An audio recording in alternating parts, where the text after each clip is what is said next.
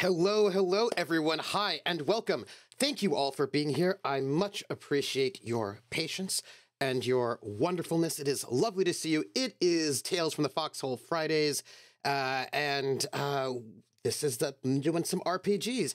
I hope you're all doing super well out there in the Foxhole. How are you? Cold as ice. I actually am willing to sacrifice my love roller. You know this about me. Thank you for the compliment on the cravat. I am affixing it in a way that is pretty standard for today, but according to this guide from the Regency era about how to properly tie your cravat, the way I'm tying my cravat right now is not particularly high class, but I feel like that's okay. I feel like my character probably does not know that and is tying their cravat in a way that is not particularly high class. There are much more high class ways to tie your cravat, fancier ways, exciting ways to tie your cravat. This is apparently the way that butlers et al. Would tie their cravats, not the way that like a fancy person would. I do have the guide on how to tie your cravat in the most fancy ways possible, but you know, that's not what I'm doing right now. Does Burgess Meredith sing? No, not yet. I try to do that on my video game streams, but I wanted to say thank you all for being here.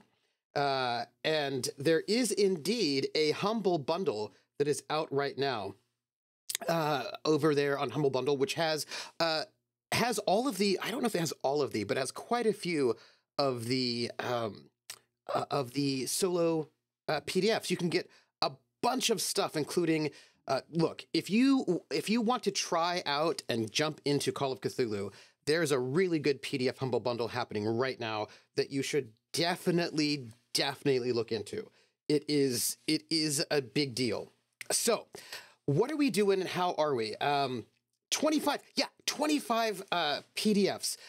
Very exciting, including everything you're going to need. And that has, I have quite a few of the books in the that are being offered in the bundle, but even still, it's still worth it for me to get the rest of them.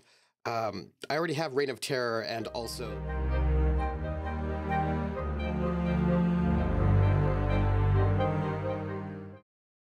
don't listen to that. I pressed a button with my foot. It was the wrong one. Don't listen to it.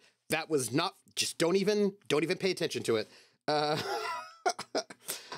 Krellin, I'm going to have a video game stream tomorrow where I will do all the singing. So, let me see. What are we doing?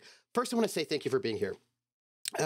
This is, your support means a lot, so I want to thank you, and the best way you can support is by being here.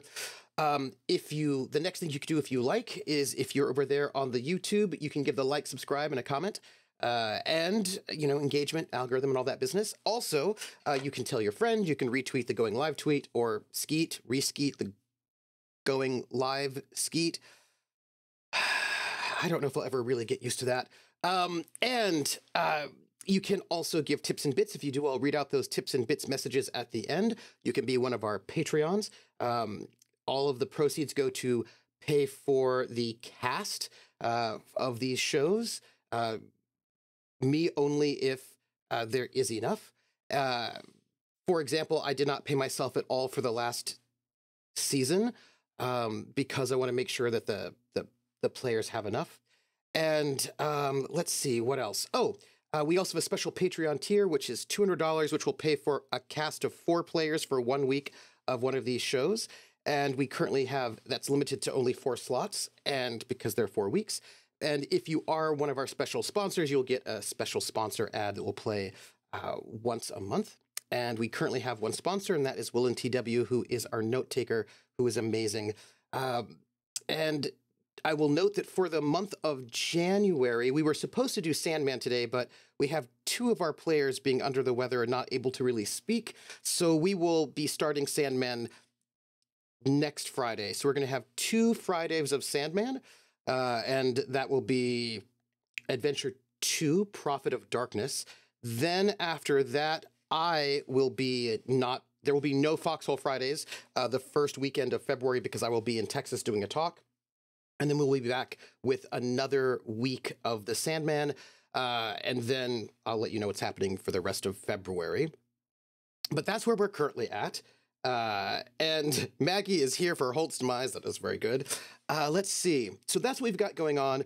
We'll be back with the Gamblers, our Traveler Pirates of Drynex campaign, in March.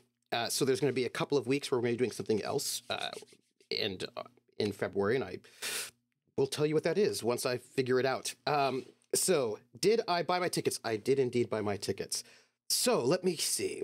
I feel like we should probably do a recap to say where we're at. Oh, yeah. Yeah, I think I said all those things. So, and then I wanted to tell you something as well. And what I wanted to tell you was we are starting with part 3 of our run-through of Alone Against the Dark, where they have 4 investigators ready for you. One of them is dead. One of them is not dead yet, but not in the best straits. We started off with Professor Grunewald, who his colleague was arrested for trying to steal an artifact. Speaking of which, I know I have my notes ready for me.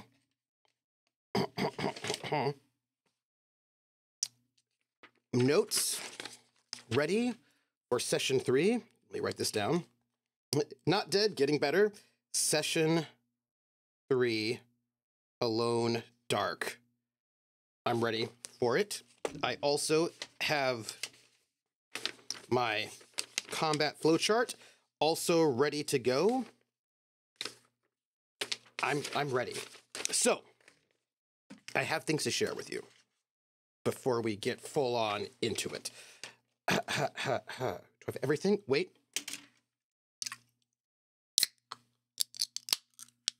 Okay, now I'm ready. Professor Grunewald his colleague was arrested in Athens for trying to steal an important artifact. And so he went to go and try to help out his colleague, and he got murdered on the boat trip over. Tricky. But he had been telegraphing his colleague, Ernest Holt, who is a rich industrialist.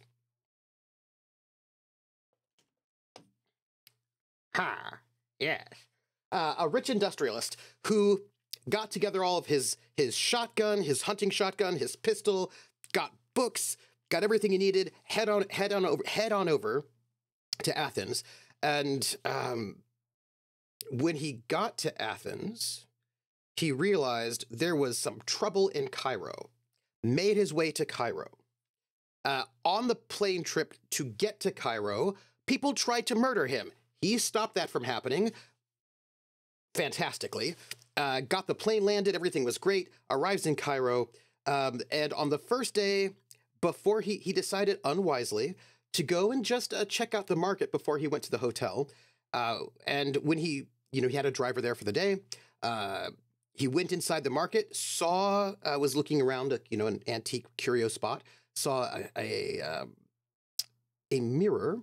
And when he looked in the mirror, he made that spot check, which you never want to do, and he saw a Hound of Tindalos. And that made him go insane, a temporary bout of madness, and who knows what happened to him. All we know is that it was 1 in the morning when he found himself sort of awake.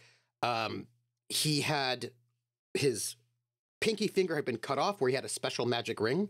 All of his money, his wallet, all of the things that would be mattered had been stolen. He'd been beaten up, robbed, and he found himself in a ditch in Cairo. And he went to the consulate. It took him a couple of days before he could sort of prove that he was not just a homeless person who was ridiculous, prove his identity, get some money back. He, got put up in a hotel. Unfortunately, people tried to murder him there, and he fled, almost dying to this sort of short, ferret-faced man and a creepy guy in a cloak who is sort of intangible, so that's real bad. And we are now at noon on the 6th of October, trying to figure out what we are going to do. He's able to sort of get his money back, but he needs a place to stay that is safe. and he needs to find out what has happened with this. What happened, right? We've got to figure out where we're at. Yeah, he does not know, but we know that in 4 days' time he's going to be murdered by a Hound of Tindalos. He does not know that because he has amnesia and he does not remember any of the things that happened in that moment. So he does not have a lot of time left for him, but he doesn't know it. The Hound catches up with him on the 10th at 6 p.m. But again, he doesn't know that. His memory has come back, except for the thing that caused his bout of madness. And he's trying to figure out what happened to this device. I believe I have a lot of exciting notes ready for us. I don't know how many of them I sort of transcribed properly. I hope I did, but we will see. So, my friends, I need to set up... Oh, that's interesting. I did some notes, but not all of them. We need to set up a new handout for session 3. And we need to get ourselves ready for this. He does not remember the losing the ring either. He knows he doesn't have it because his finger's been cut off. So he knows that he had a ring because that was before the bout of madness. And he knows that it's been cut off of his finger because he's missing a finger, a pinky finger. It's all bandaged. So he is... he knows that he had a special magic ring, but he doesn't have it anymore. He knows that people are out to get him badly. Yeah, it's not the best space for him right now, but let's see what we can do. Got this Hound. Did the old one drive someone mad yet? Oh, he's already had a bout of madness, indeed. Now, I will note, some people said that I was too hard on him, but I don't think I was.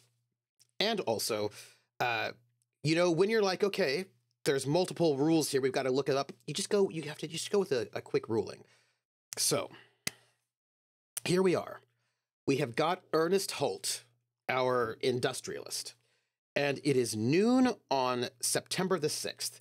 Hey, Artie, he does not really have a place to stay. He does not have any resources. I mean, he's got money, but he doesn't have stuff. Well, look, I polled all of y'all. Y'all are like, these bad things should happen to him. So like, okay. And if you tell me that I'm being too easy on him, then I will not be easy on him. So I'm going to follow, people were telling me I was being too easy on him. So then I wasn't. And I will not be easy on him. If the minute you tell me that I'm being too easy on him, I will not be. This is the rules. Right? If it's players, I will always err on their favor. If it's me, I will not. And so you guys just keep me honest. If I'm too easy on him, you gotta let me know. You gotta let me know. So, yes. It is noon. There are things that are gonna have to happen. He doesn't have stuff. Let us figure out what are our Keeper is always right. I think the scenario rules are balanced. There's a lesser form of insanity because you can't recover luck. Yes, but Krellin, in the moment you've got to make a quick call, and the call is don't go too easy. Now, going forward, we will use the insanity rules in the module, but for the quick call, you got to go with what's in the rule book itself. So, it is noon. He does not have a lot of... Oh, I think of another set of notes. I have a lot of notes. Let's see. Oh, actually, I don't even think I've got... I think I've got wild notes. Where did I even put them all? Here. Wednesday, the 30th. Yep. I've got... Okay. Occult, spot hidden. This is good stuff here, people. But, all right. We are in Cairo, and we need to figure out, it is noon, what we are going to do. Trooper shooting with hip like a real cowpuncher. Yeehaw! I have the things for Lydia Lau just in case, but I will note that our protagonist is going to, send a telegram with all of the info to Lydia, everything, so that Lydia knows everything. So let's see what we can see. We are in Egypt. We have not been to the university. It's noon.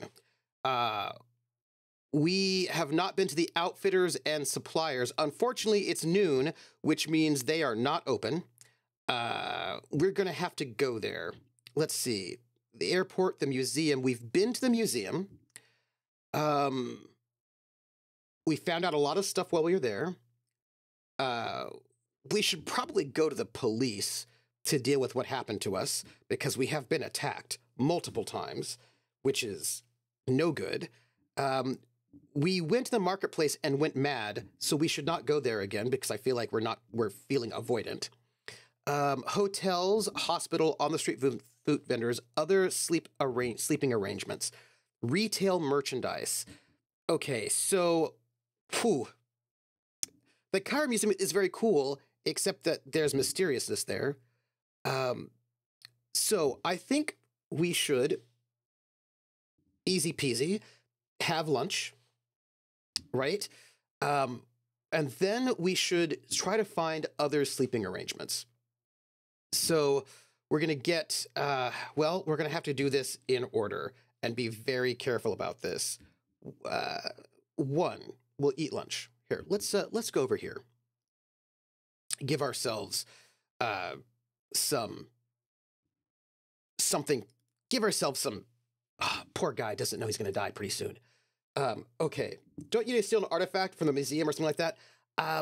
The artifact I don't think is there anymore, because we went to look for it and the artifact has been stolen, and I believe it's now. Well, because we went to the museum. And we spoke to people about everything. Oh, no, we didn't go to the museum. We went to the...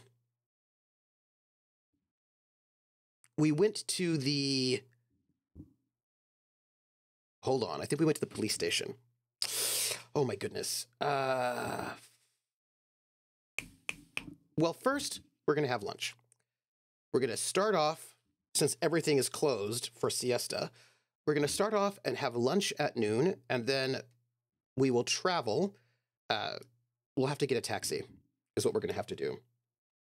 And taxis, if we remember correctly, are 103. So let's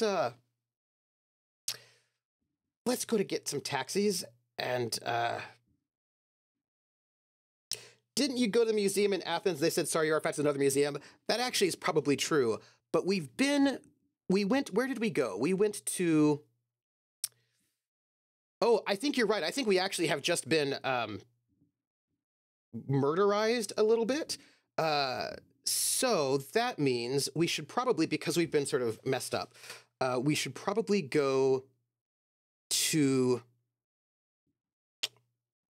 take a taxi, right?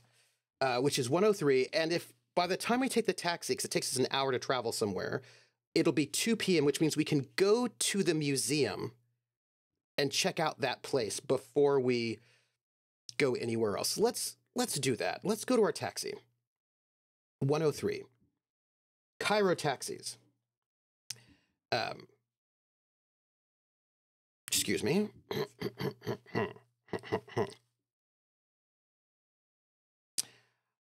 On the few main streets of Cairo, cabs of every variety, from sleek new Packards to old Fords, running on makeshift parts, can be found. You can hire a driver to stay with you for the day, or you can walk. Each trip will take an extra hour. Go to any Cairo location in Egypt. We're going to hire this taxi driver for the day. Well, It'll take us a bit. It's an hour's worth of travel. We're going to head over to the Cairo Museum, see? Aha. For those of you who don't know, this is a prescription monocle. Driving in Cairo alone is insane. I don't know how there aren't so many more accents. Driving in Rome is also pretty bad. Yeah, pretty bad. Let's go, since we're here, to the, do we get there faster if we yell, step on it, Mac? We might be able to, but let's go to the museum. It is before October 30th, just barely, so we're heading over to 206. We've already gotten like a new set of clothes. Oh, I don't like it.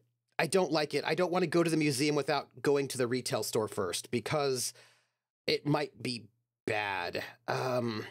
It could be really bad. So I think what we do is we're going to wait around an hour, and then we're going to go to the retail merchandise store, because I don't feel comfortable just going to the museum without having gone to the store. So we're gonna wait an hour, and then when they open up at 3, we're gonna go to the retail store. And this retailer accepts currency from any country, see? You can buy most of any item. You can also buy a hand-to-hand weapon or a handgun. Then go to any location to the appropriate table. Okay, so they don't let commoners into the special gallery.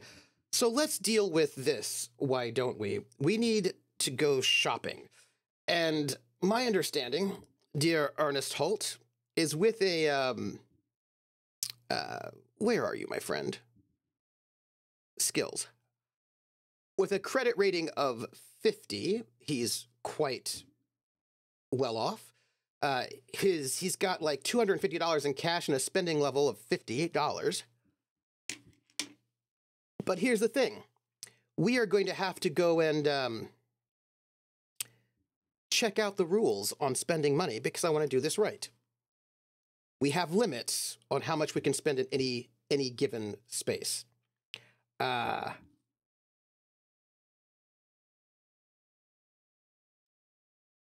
Let's see what we have here. Artie says, I keep switching between seeing the trooper as Hannibal from the A-Team and as the Penguin from the Batman. Hey, I can be both. You know what I mean? Like, this is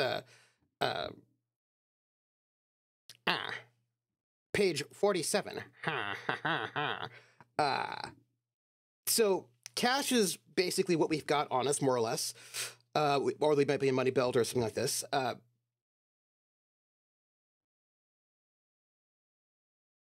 Spending levels, an arbitrary amount below which, for ease of play, no record keeping is required. A character can spend up to his or her spending level with no expenditure of cash. In theory, an investigator can spend an amount just below their spending level every day, but in practice, it should be used only occasionally.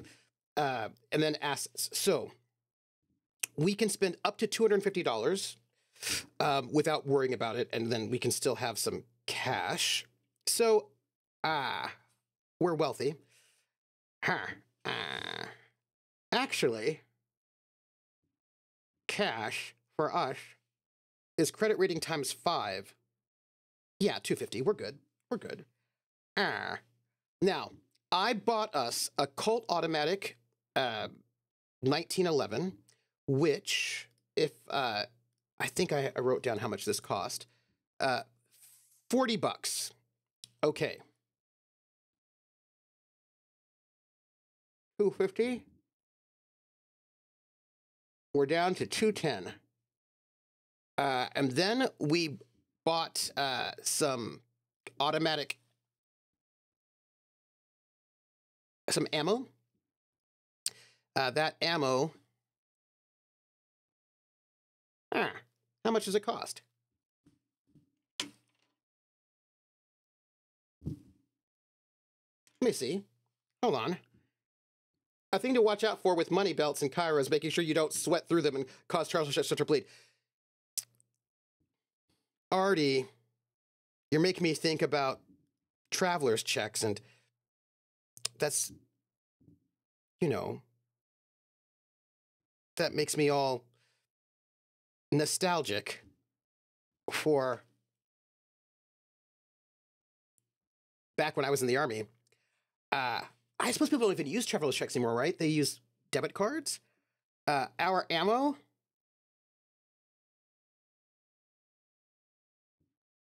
is $23, which brings us down to that's $191.87.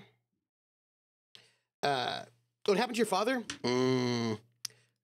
So we're able to replace our handgun and our ammo. We're not, they said handguns and hand-to-hand weapons, which means we cannot get that shotgun back, which is sad times for us.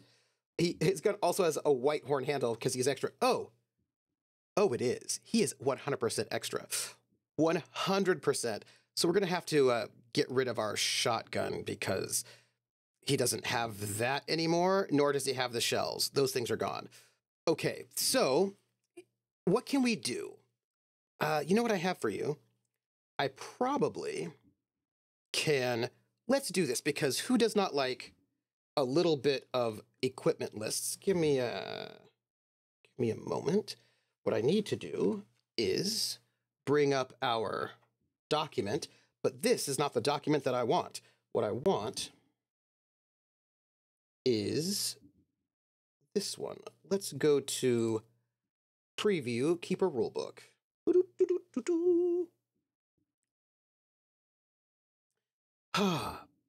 Feel so good about that one. So here we are. We've got 187 bucks. Am I stalling? No. We have a worsted wool dress suit in Cairo, seems bad. Cashmere dress suit, suit mohair, union suit, outdoor coat, Chesterfield. We want, let's go with, what do we need is a cotton outfit. It's really what we need, but let's say we spend like, that ammo cost makes me think of the cost of printers and versus printer ink. Hella markup. That is how it works. Yeah, let's go with, let's spend, wool dress suits like 17 bucks. So let's spend about, I don't know, 75 bucks. We've got 187 bucks, so let's just go with 87 bucks to replace his clothes. To get him, like, you know, hat, suits, shirts, socks, shoes, right, that kind of a thing. That'll be fine. We don't have to worry about speakeasy prices. Real estate, medical equipment. I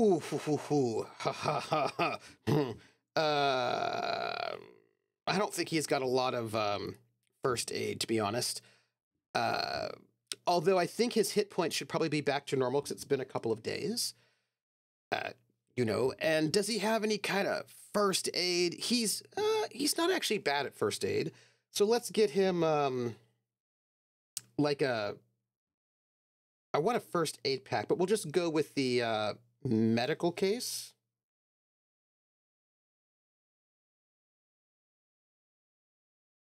That medical case is 10 bucks.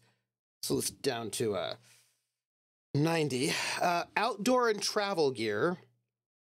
Cooking kit, camp stove, vacuum bottle, folding bathtub. Nice. Waterproof blanket. Searchlight, gasoline, kerosene. He might have to break into this place. So we're going to get an electric torch, a flashlight. We'll get one of those. That's,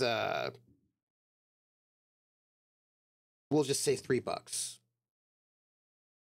I don't know. Evening, Wandering DM. How are you? How are you? And so we've got, let's just make sure let's just see if we need anything particular before we go in there. Telescope, field glasses. Binoculars are super pricey.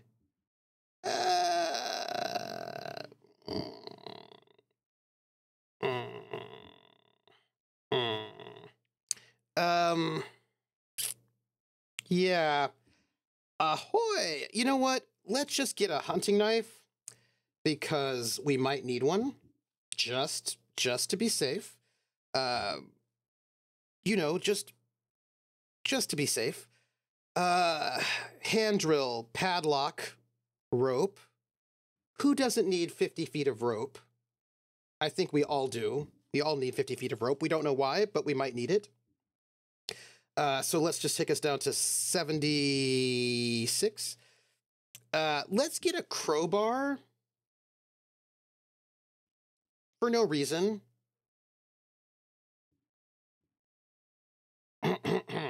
He knows rope. We might need a crowbar. You know. I feel like that's probably pretty good.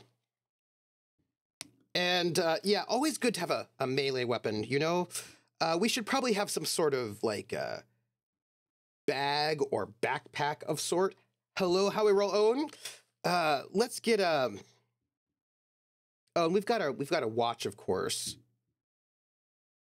We'll get ourselves a wristwatch. 64. Wrist watch. Look, want to be careful with this one. Self-filling fountain pen, writing tablet, straight jacket. No, that's fine. We'll get our. We have a sketch pad. That's also fine. We don't need a typewriter. Floor safes are wonderful, but we're not going to do it. We get a box of cigars. We've got to replace that. Cigars. Hey, we're going shopping.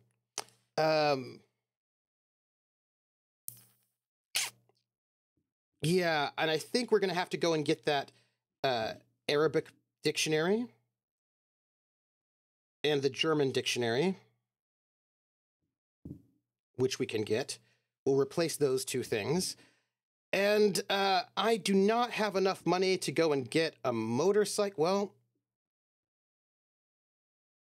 it seems fine. It seems fine. We won't get a motorcycle. And I feel like,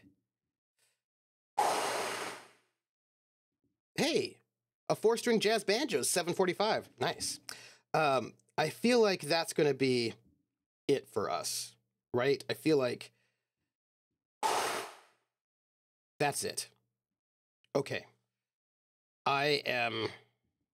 We have reclaimed.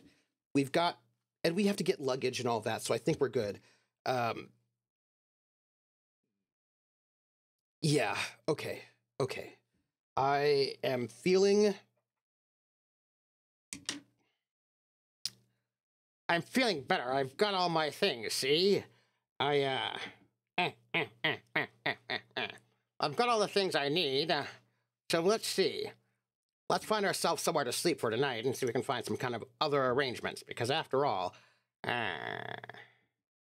we're in a bad space. All right, that brings us, that's 3 to 4. Let's try to find a place to hang our hat. That's going to be other sleeping arrangements. That's 154. I don't know if we can find them, but maybe we can find some place to put our stuff down for the evening. The last place we were at, people tried to kill us. So, missing a finger? But let's see what we can do. Many private homes, from huts to mansions, have rooms to let to visiting tourists. They are very safe. Each night that you spend in a private home, attempt 1 luck roll. If you succeed, go to 198. When you wake, go to any Cairo location, all right? Oh, I have no luck. Hey-oh, Prax. So here's the problem. I only have 4 luck left, which means I'm not going to be able to find, chances are not so good. Which I think you know what that means. Let's see what we can do. We can find a place to put our things down. Let's make that luck roll, which, you know... Nope. I do not find a private home, which means I'm going to have to go and find a hotel. Let's see what we can do. We'll just have to keep ourselves moving. Hotel 164, shall we? So,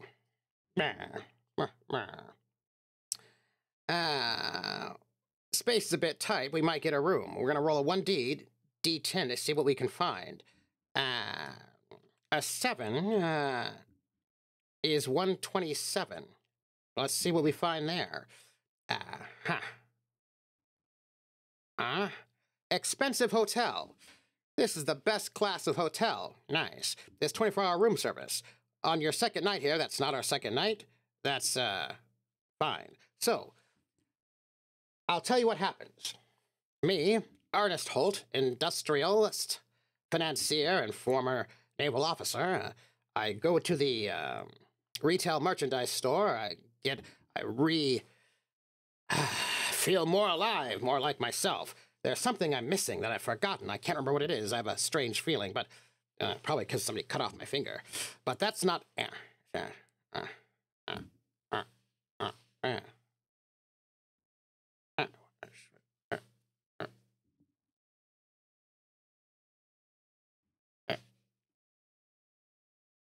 I don't remember how to do it.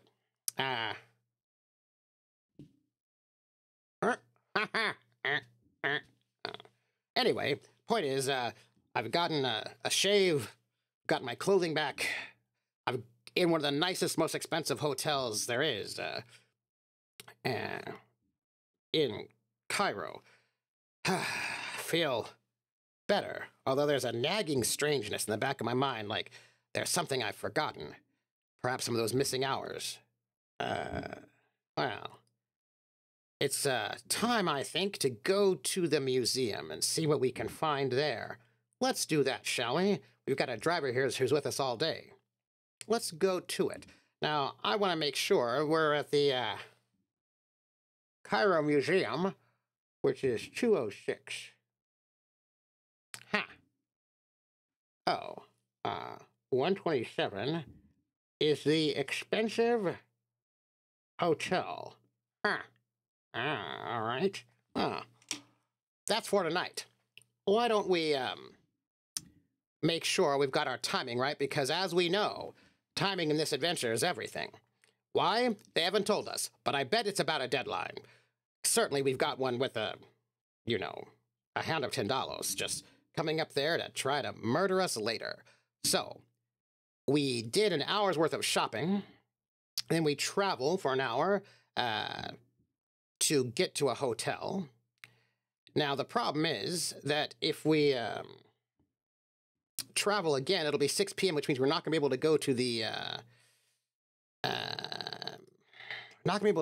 museum because they shut down at 6. Let's see what is open at this moment. Come here, location tables. Here we go. So the museum shuts down at 6, which means we're not going to be able to visit in person before they shut down. What's open pretty late? Outfitters and suppliers. That's in Alexandria. We're in Cairo. The marketplace. Don't want to go there again. Had a bad feeling about it. I don't know why I don't want to go there. I don't remember ever being there, but I don't want to go. It's not a thing that makes me feel good in any kind of way. So I think what we do instead is we make a couple of phone calls, see? We make a couple of phone calls to set ourselves up for success for tomorrow.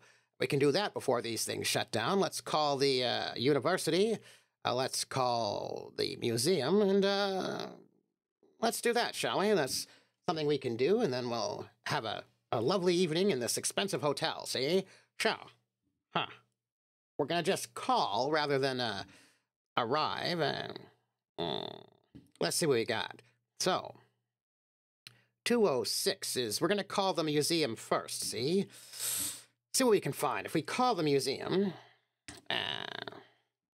is open from 9 a.m. to noon and from 3 to 6 p.m. daily.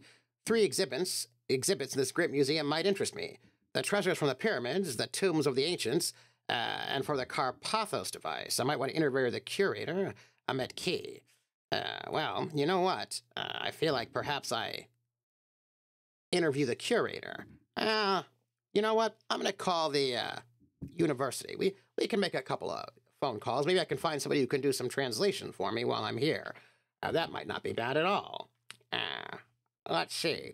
149 is the university. Let's see. Ah, strange. It does not actually give you, a telephone by the museum, which means I don't actually think that counts. That's all right. Yeah. So, we'll just make a couple of calls, see what we can find. First off, the university. Actually, I think, considering how he's feeling right now, he'd probably just call the airport and the railway station because he's feeling like maybe he should know when things leave because people keep trying to kill him. He remembers that. So, the Cairo airport. Around the airport, I imagine if I were there, there'd be the odor of manure and many British troops. Actually, as a matter of fact, I've been at the airport already. That's where that's where I arrived. Yeah. That's right. I remember this now. If I want to go, let's write it down so we don't forget. Airport. So, if I want, Bremen leaves at 9 a.m. 9 a.m. to Bremen. Great. Just enough. I gotta note that. Now, if I want to go to the train station, let's see what we have. From the train station, I can go to Alexandria. That's airport. For the train station, I can go to Alexandria. I don't think I want to, but that's fine. Maybe I need to escape. I can go to Alexandria at 9 a.m., noon, and 5 p.m. Yeah. And then there's noon to Athens.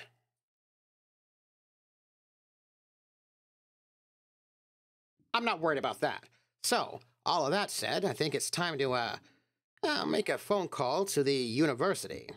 Maybe we can learn something just with a bit of a phone call. You know, this way at least we might be able to show up the night before. Well, early in the morning. We'll see what we can find. So, the university.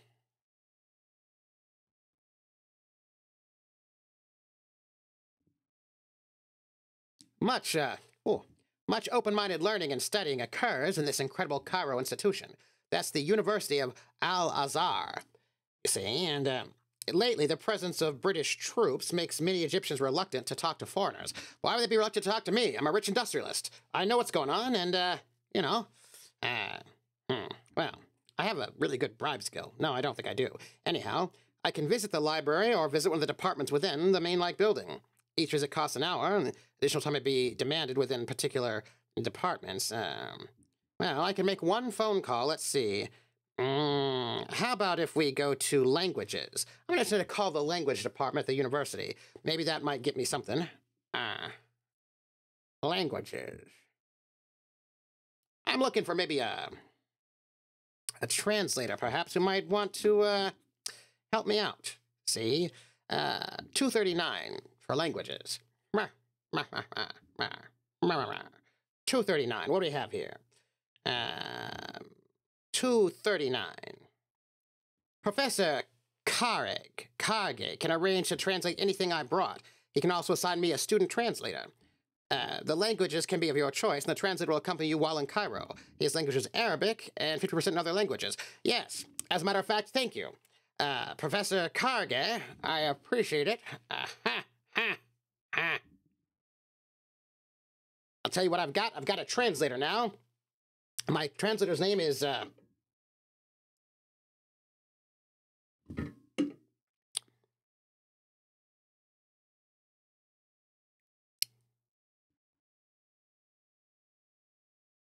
Ali. Ha! We're cooking with gas now. So after a nice phone call with the university, I've arranged to go and get a translator to help me out, a student translator, all day tomorrow. I'm going to pick him up tomorrow and investigate the university a little bit. You know what? Seems to me like everything's going my way. So, it being the sort of the end of the evening, I don't think there's much more to do. We should, everything wakes up fairly early. The museum opens at 9, the university opens at 7. Yeah. You know what? We're gonna have a nice dinner at our expensive hotel, go to sleep, and then wake up uh, wake up at 6 so that we can travel over to the university and be there by 7. Look, I'm telling you right now, might seem bad, we might seem like we're out of luck, but I don't think we are. I think we're gonna be fine. See what I'm saying to you? I think it'll be absolutely no worries whatsoever. Let's, we're here on this day, because we don't know what's gonna happen. We wake up at 6 in the morning, we get to the university at 7. And when we get to the university, we're gonna go and do some investigations and see what we can learn. We're gonna pick up our student translator, because it's good for us to have somebody who can speak the language as we go running about here and out and about. Let's see what we can find, shall we? 149's a university. Since we're going to pick up the translator anyway, might as well just go and do a little bit of research while we're here. Let's see. We can study, we can visit the library, one of the departments. It's a mosque-like main building. Why don't we've got the choice of Islamic culture, ancient history, modern history, languages, science, or literature. I think we go first with ancient history. That's 217.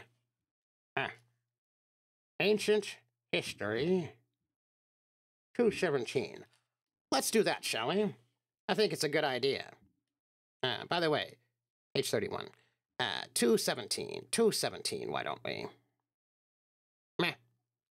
Professor Jahark sees if I can, will see me if I can make a successful persuade or history roll. Choose either one try daily. The thing is, I'm not the most persuasive, I'm just really good with money. Well, all right, let's say my history is terrible. I'm not good at, but I'm good at persuading.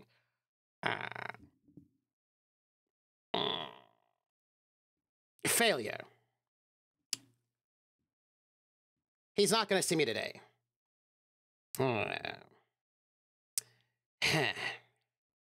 Well, I'm actually, yes, Roller, I'm very good at profiteering is what I'm trying to tell you. That's a thing. All right, well, that was ancient history. Let's go to modern history. That's 238. See what we can do. Maybe we just, maybe that professor wasn't very lucky for us at the moment, but 238. If I can make a successful luck or knowledge roll, I say something that catches Professor Emu's attention. Well, luck. As you know, I've got 4 luck left, which is terrible. But I know a thing or two about things in the world. Let me see. That's my education. So let's see. Maybe we can. Success. Ha ha ha.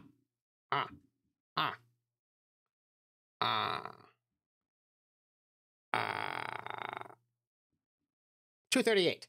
We succeeded. So we're going to go to 225 to see what we can learn about modern history. I can ask about the cult of Aten, and if I do, I go to 273. Or I can ask about the searchers for the lost pyramid, or I can return. Well, we're going to ask about the cult of Aten because I don't know anything about the search of the lost pyramid in character just at this moment, so we're going to go for the cult of Aten and see what we can find out. We might come back to this later. 273. You know, right? 273. So, what can you tell me about this cult of Aten?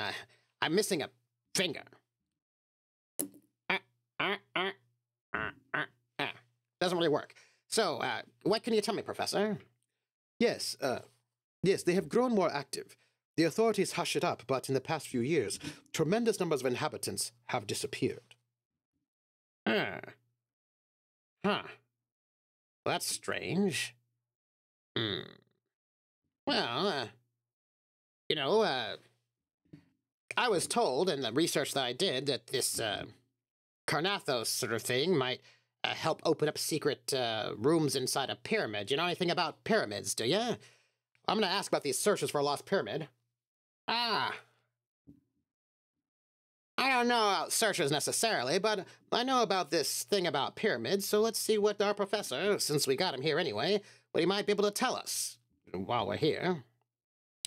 Many have looked for another interest. All have failed. One party, however, vanished without a trace. Wait a minute. Wait a minute. I was just asking about this pyramid, see? Just trying to find out if there was anything strange about it, since I had heard things about this Carnathos device, and what you've got to tell me is that there are people looking for an entrance to the lost pyramid? Well, which pyramid are we talking about? You got more information for me? No? No. Oh, that's not great. Well, strange. Well, there might be something here. Well, we just spent 2 hours in the university. Feel like there might be a couple more things for us to learn. We've tried modern history and ancient history. We've got Islamic culture, languages, and science and literature. Well, why don't we try Islamic culture? That might be something interesting. Let's go to 216 and see what we can learn. Try to do this. We're going to spend a little bit of the day at the university. We might learn something important. 216. Islamic culture. Says here, man, it's Professor Jahark again, the guy that wouldn't see me a little bit earlier. Look. I know you wouldn't see me before when I wanted to talk to you about ancient history, but maybe you'd see me today, huh? No? Okay, fine. I have no time to talk with you. I don't have time to talk to some sort of foreigner who clearly knows nothing about ancient history or Islamic culture. Out of my office. I have grading to do. Oh. Well, that seems rude. So we've spent 3 hours there, some 7 to 8 to 9 to 10. There's still some more things we can learn here. Let's go to science. Let's check out science. I'm an industrialist. Industrialists love science. It's what we do. 260. Science! Also, I mean, maybe there's something comfortingly scientific. See? Something comfortingly scientific about all this that maybe I could learn something. Maybe not, but let's see. Also, I don't know about this whole pyramid situation. If I have a picture, a diagram of the Carpathos device, I do not. So I don't think I do. Do I have a picture of the Carpathos device? Did I get one? No, I think I just heard stories about it, eh? Yeah, I don't think I did. Well, in which case, let's go to literature, shall we? For 200, Alex.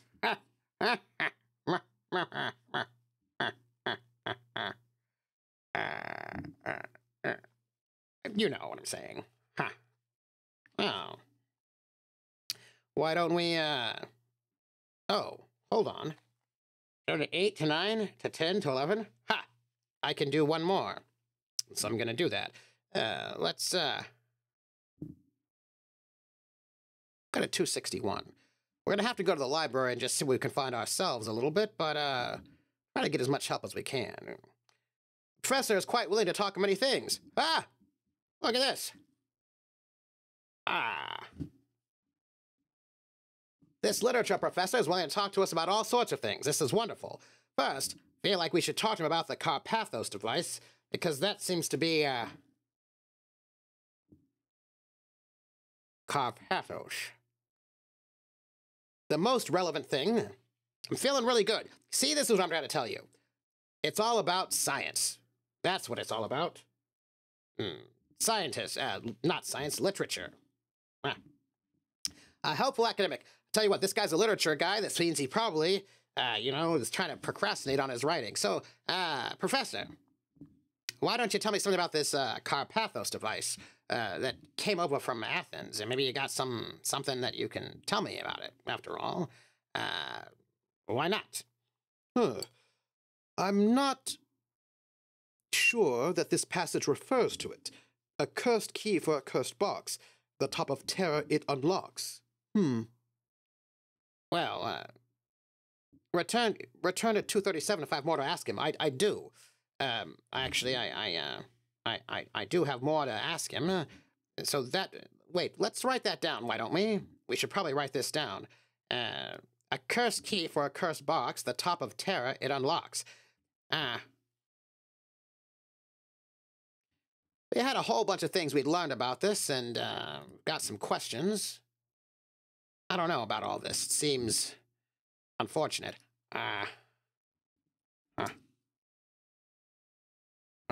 Hold on. 297. We're gonna just have to paste some info in there. I don't know if I like it. Oh, let's ask him a couple more things. 237. We got more questions for you, Professor. Teach? Can I call you Prof?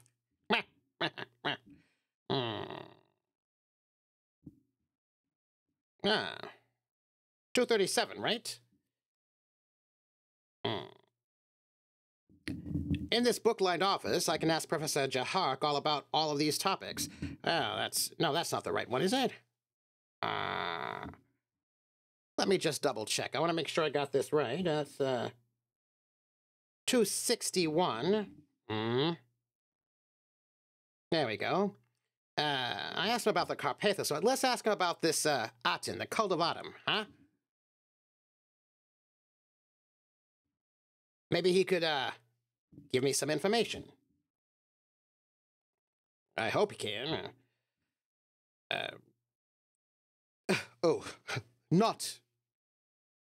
Not Aten, sir.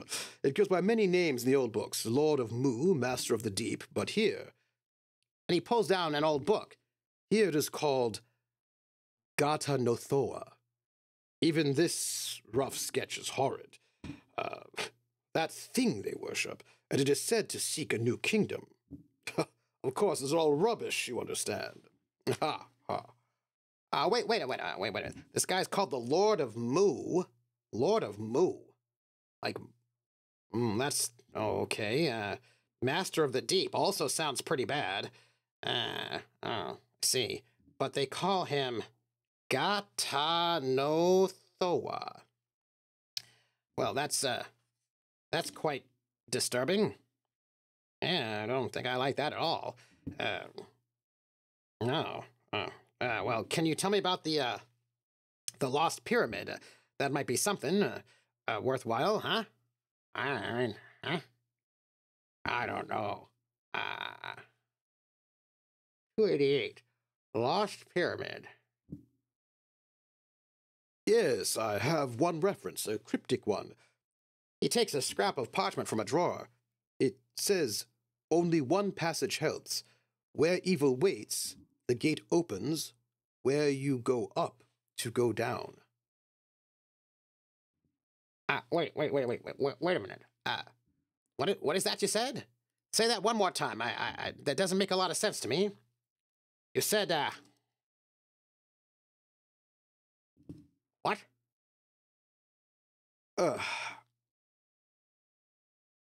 I said, this one small passage I have. It says, only one passage helps. Where evil waits, the gate opens where you go up to go down. That's quite strange, indeed. Do you have any, more information for me, Professor? Something that might be helpful? It looks like there's nothing else that I can ask him about, so... We're back at the university. I don't know about you, but I'm getting strange feelings. Strange feelings again. Well...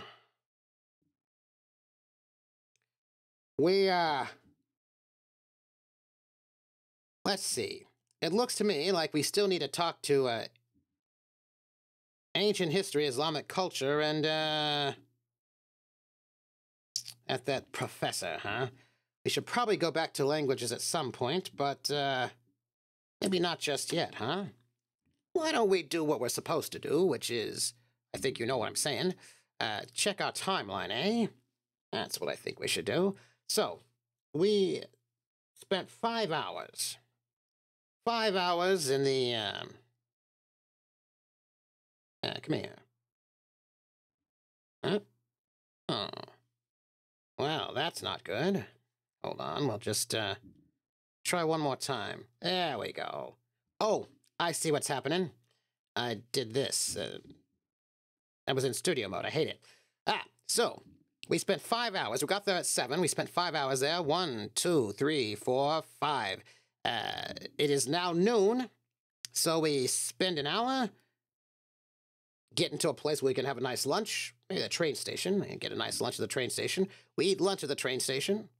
That'll take us an hour, and then we're going to travel.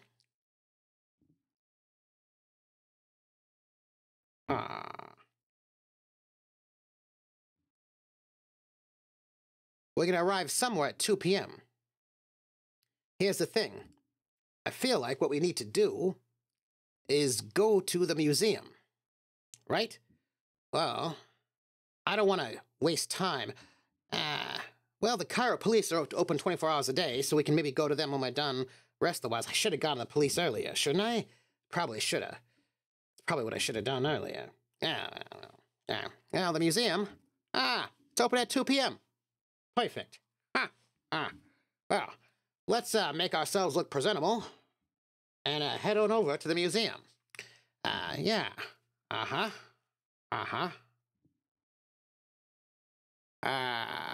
206.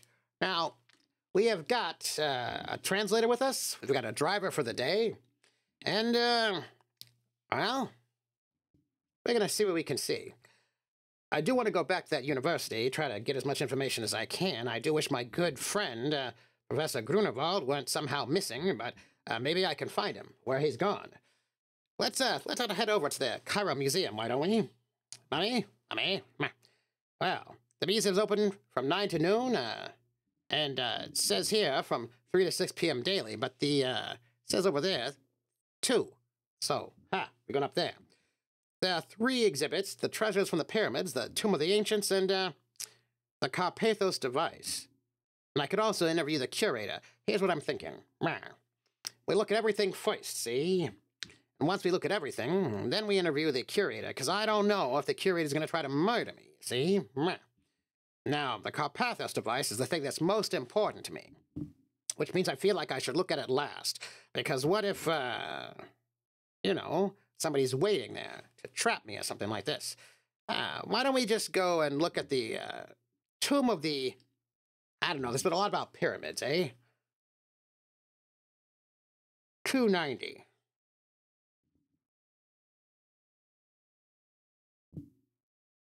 Why don't we check out this pyramid first, eh? Seems like...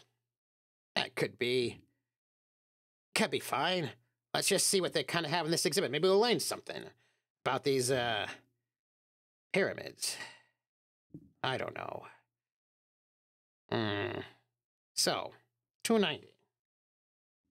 I see household paraphernalia, combs and tools, all of gold, silver. I know a lot about gold and silver, you know? I'm an industrialist. You know how it is. Well, an empty sarcophagus contained a placard explaining that when the Lord died, his slaves were killed in order that they might continue to serve in the afterlife. Seems like a bum rap. Who wants that? Well, do I want to see Akhenaten's amulet? Then I go to 207. If I want to decipher the Egyptian hieroglyphs with successful language hieroglyphics roll, go to 208. Otherwise, I move on. Well, here's the thing. I don't know much about, hieroglyphics, but, I do have a translator. And let's have this, hey, Ali, you mind translating those hieroglyphics? It might be important. Just let me know. What does it say? You got a 50% chance? Come on, tell me something. Give me something good. Just, let me know what you got. Let's see. A 90, this guy, this student translator knows nothing. Let me go look at the amulet then.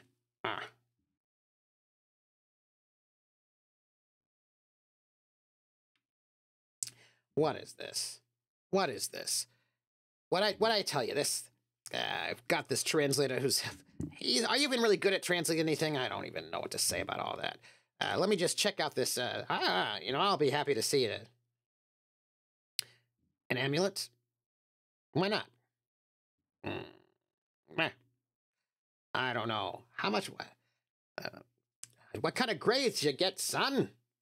You don't even know what those hieroglyphics say. What kind of linguistic specialist are you anyway? You get D's? That's what I want to know. I want to know what kind of a... let's see what we have here. It says here, I notice a picture bearing the label Akhenaten's amulet. Huh. That seems strange.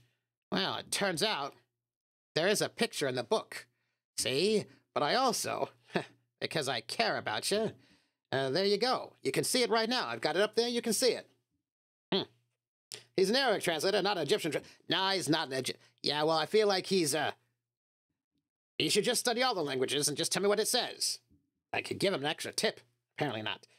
With a successful int or often craft roll, I copy the sketch. Ah, I actually have a sketchbook and everything. He learned to read late Egyptian, and now he's in with old Egyptian. I know, he's probably late to his studies. Oh, all right, what do we got here? We got an int, we got an art and craft. Let's do an int roll, right? Let's just do what kind of crafts do I got? I don't think I got any. It was very close, I'm telling you, but I do it. Hold on here. Make a note. I have sketch of the amulet. Look at this here, though. Look at this. So you got this kind of, what do you call them? The Templars. That kind of looks like the Malta cross, right? Is that what they call it? The cross of Malta, or the kind of like the I don't know, like the Templars. But there's that weird little circle right there. I don't know what that circle means. What do you think it means? What does a circle mean? Afraid Roller's been looking at this amulet. It has been bamboozled. Terrible business now. Somebody snap out of it. I'm going to go back to 290 is what we're going to do. Seems... I'm going to take a sketch of this. Couldn't help me with those hieroglyphics. It's been a good hour hanging out about there. That's all right. What do we got? I'll go back to 290. Let me,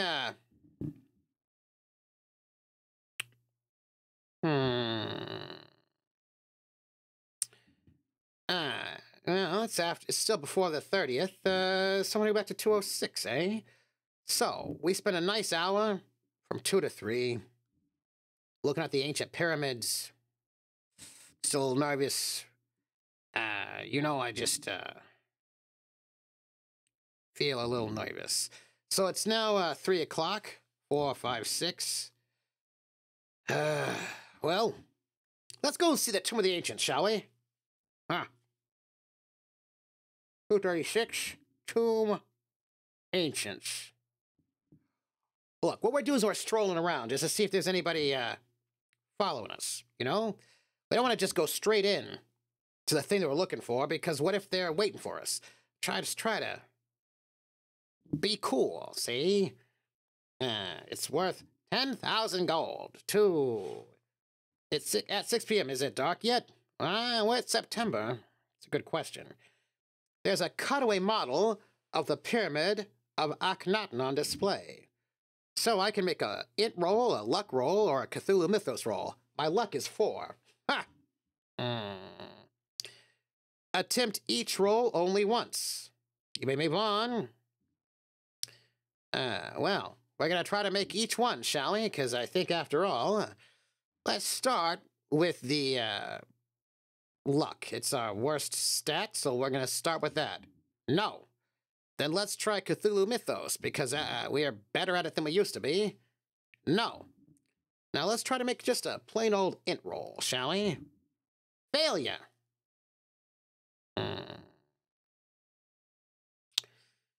We'll have to come back the next day. Nothing. It's terrible. I don't know. I'm distracted, you see, by all this kind of, Yeah. Distracted. I've got all this, yeah, the, book itself says that, you don't want to be in a situation where you got no luck. So I'm gonna just keep it for the moment. I can come back tomorrow, I hope. Won't be murdered. I feel like there's something I'm waiting on. There's something that's waiting on me, and I don't remember what it is. Well, I'll tell you what. You gotta go check out the Carpathos device.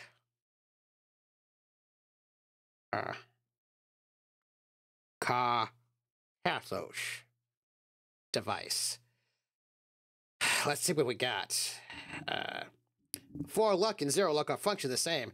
Yeah, maybe, but I don't know. I don't even know, I don't know how bad it can get. Carpathos device. The Carpathos device is there. What? What? The Carpathos device is there. Hold on. What are we looking at? What are we looking at? I should probably look at this a little bit more. This is a Carpathos device, huh? It's got some interesting background information. The device is remarkably modern. Its sheen reminds me of aluminum. The Limeys would say aluminium. Ha! That's all right. I fought with them in the war, though. They're all right. They do like their tea. But the real metal's obviously of great strength, see? Its glass enclosure seems to be electrically guarded. Electrically guarded. Ha! They're taking no chances of a repeat theft. Need a refresher on the Carpathos device? So go to 168. Yeah. Let me think about this. I'm going to get this refresher on the Carpathos device. 168. Carpathos 2.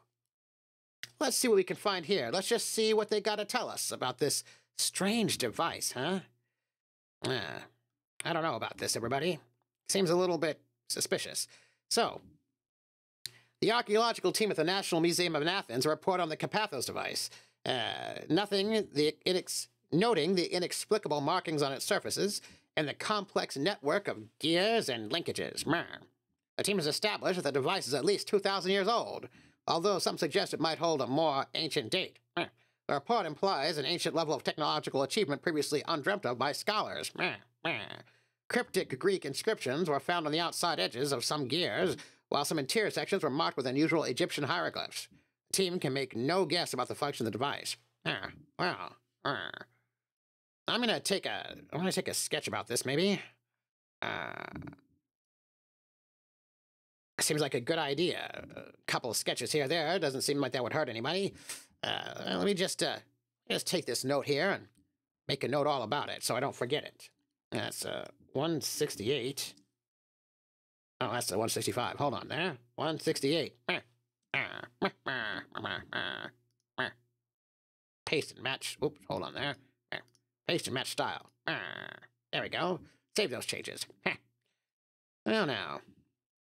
I think we might have a couple ideas, though, don't you think? Something to think about. I'm in Cairo. Go to 206. Where was that? It was at 209, actually. So I got some ideas about this. Yeah. So I have some other ideas about the Carpathos device. Let's go to 211. I'm an industrialist. I know things. Having come so far, having seen death and danger, I know the fate of the world could very well depend on me. This is true because, after all, I got a bunch of interesting letters back there in Athens. How could I fail but to try to steal the Carpathos device and stop it getting in the wrong hands? It's a good question. If I want to attempt a theft now, I probably do not, go to 229. If I want to hide until the doors close and steal it, go to 281. If I think better of it, I can return to 206. 211. Steal the device. I'll tell you what I'm going to do. I'm going to maybe do that. But first, I go talk to the museum curator, Amit K.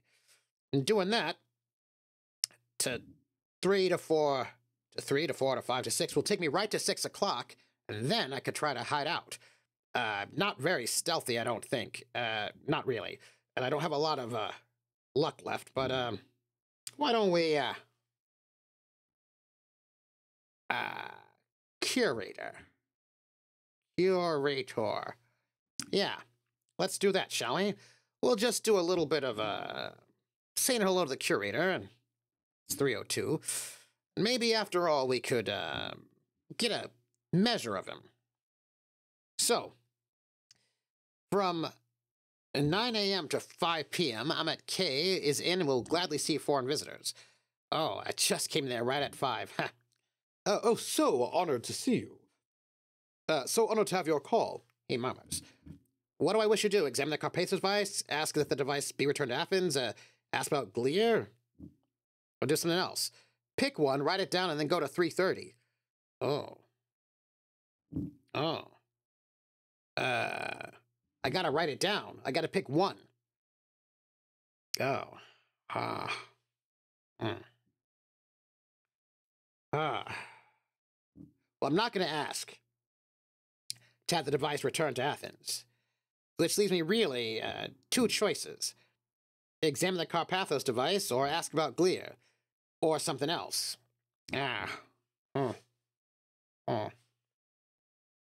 I think, maybe I ask, I'm still alive, Max. Still alive. Aperture Science is helping me out, you see? I think, so here's the question. You know what? I'm an industrialist, and I'm bold. I'm gonna ask to see the Carpathos device. Why?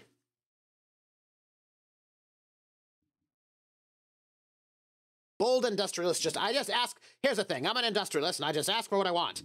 I say what I want, and I get what I want because I'm an industrialist. So I'm gonna I just wrote that down, I'm gonna go to 3:30. Now, will this screw us up for later? I don't know. He says, examine it. Return it. Impossible. Well, he laughs. And I've never heard of this Gleer person. He escorts me out. But if I pick something else at 3:02, if I can make a successful fast talk roll, well, let me see. I'm not really good at fast talking. I'm more like really good at intimidating, but let's see. Nope. Not at all. I'm escorted out.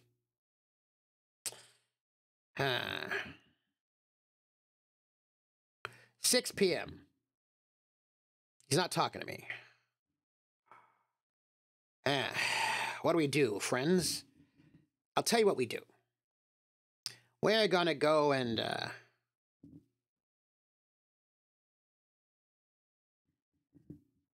go down to the police station. We've been robbed and all that. We should probably just check in with them to see how everything is going. Yeah, I think that's probably a good idea. Actually, I have no idea. That'd be a terrible idea. We're gonna have to come back. Yeah. So from 6 to 7, we're gonna travel. At 7 o'clock, we're gonna hang out and find ourselves at the Cairo police station.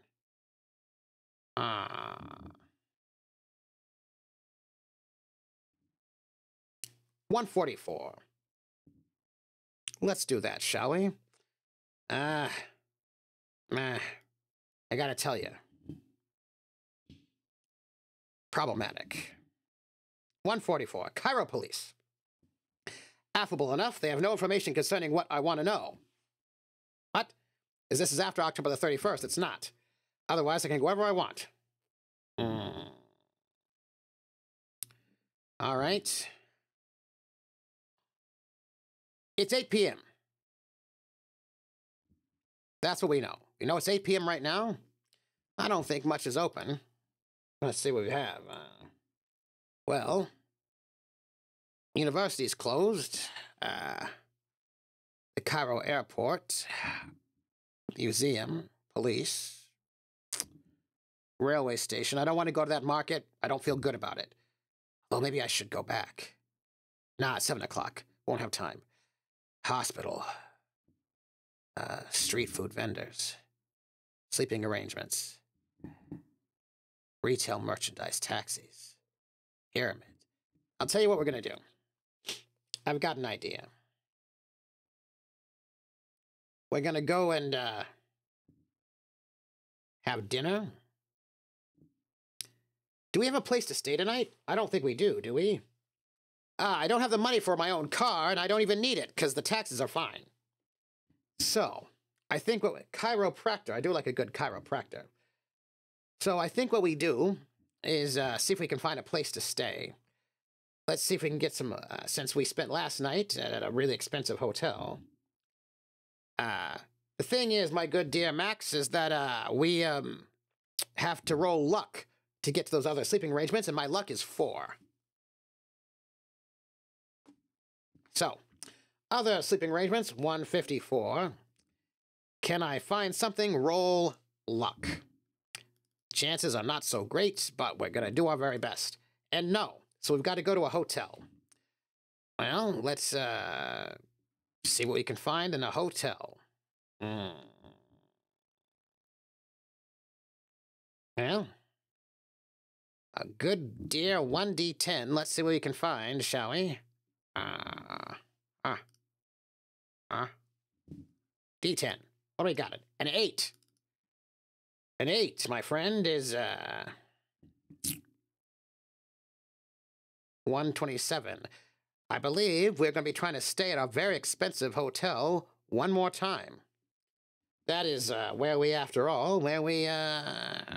slept last night. On your second night here. Night 2, expensive hotel. Look, I love a good expensive hotel. Makes me happy. So, let's roll a d10 and see what happens. That's what they say. They say on your second night at this expensive hotel, roll a d10. Rolled a 2. We're fine. Yep. So, we can go wherever we want in the morning. Let's wake up pretty early, shall we? Well, what we should do, to be honest, is, pardon me, a little bit of this is what we should be doing as we're getting closer to our dome. But I don't know it. So, we are going to wake up at 6 in the morning, as we did before. We're here on October the 8th. By the way, for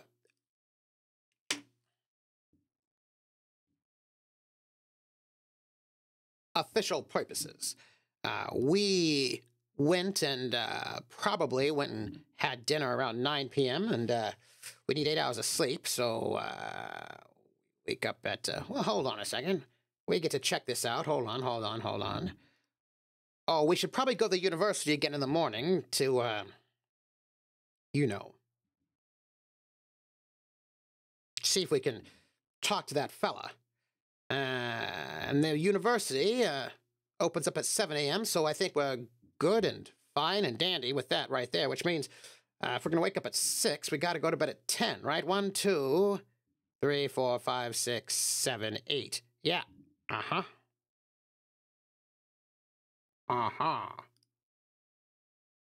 Yeah, right there. We got to go to bed. Just hold on. There we go. That's not what I wanted.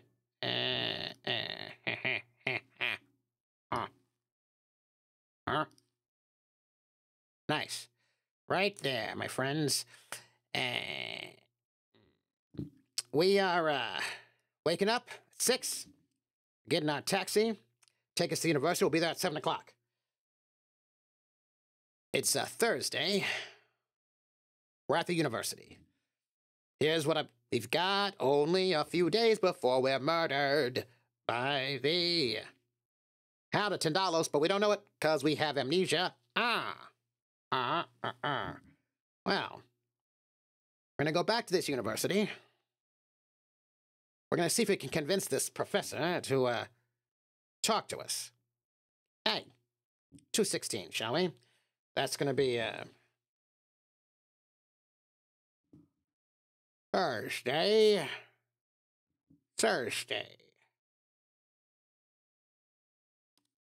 Ancient history, 217. Let's see what we can do with our mysterious professor who won't talk to us because he thinks we're a crass American. And how can we be a crass American? Well,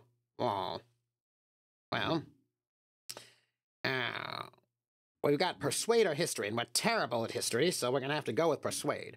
Hey, Professor. Why don't you talk to me? Huh? I'm interesting. And he says no.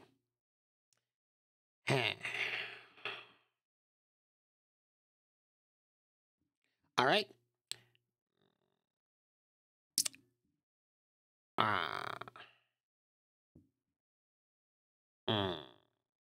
Well, what do we have here is a question. You won't see us again, this fella. What is that about?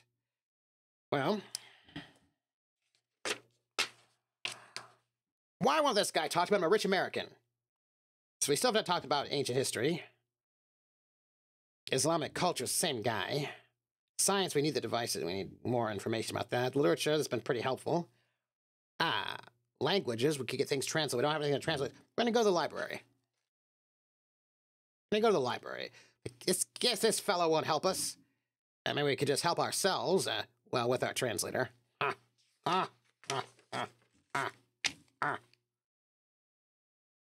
library. University library is open from 7 a.m. to 11 a.m., then 3 to 6, Monday through Friday. I'm dazzled by the flowing robes of the scholars and the dramatic stares twisting the upper floors. I love a good dramatic stare. To use the treasures of information here, spend 1 hour per library use roll for as many hours as I wish. With one successful roll, go to 253. For 2 successful rolls, go to 253 and 257. You must stop when the library closes, but I can return tomorrow. Either return to the university or, Money doesn't buy you everything, unless I endow the university. I'm going to have to endow this university with the money of industrialism. It's 1931. I'm going to tell you what. People may not realize this, but America is going to become a powerhouse of industrialism. I know it. I imagine there'll be factory jobs and for everyone for hundreds of years. Good old Yankee know-how is what I gotta say. Well, why don't we, after all, it's, 8 in the morning. We've got about 3 hours. Let's do that. Let's do a little bit of library use. Not as good as my professor friend, but, 8 to 9, failure. 9 to 10, failure. 10 to 11, failure. Spend a lot of time in this library. It's got nothing. Then it closes at 11. Well, let's, travel out to noon, get a meal at 1.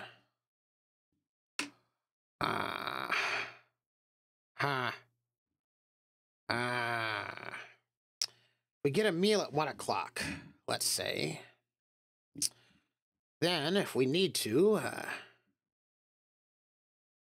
we travel back, eat at 1.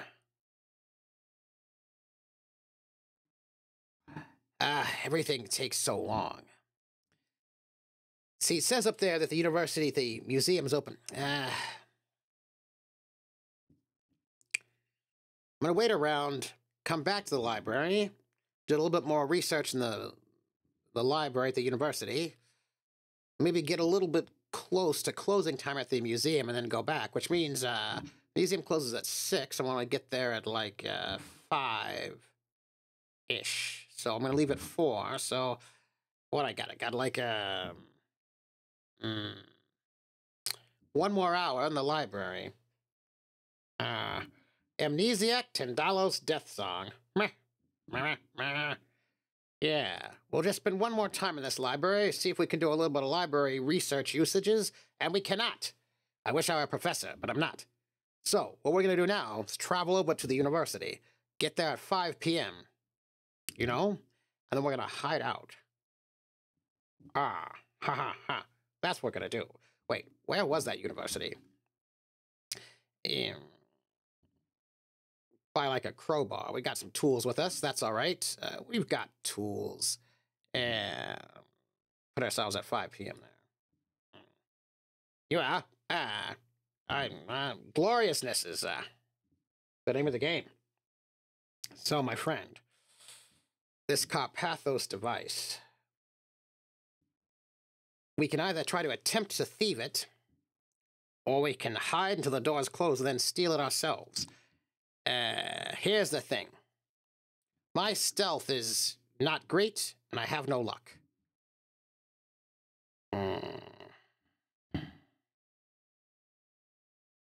What do you think? We gotta make a choice. We just try to, like, smash and grab it? Or do we try to hide out? Imagine our security is pretty tight.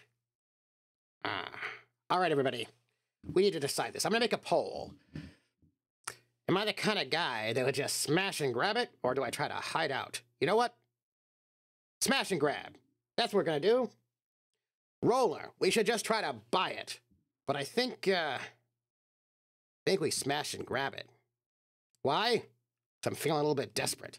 Feel like there's something going on. I don't know what it is. I don't like it. What do you think? Smash and grab? Yeah.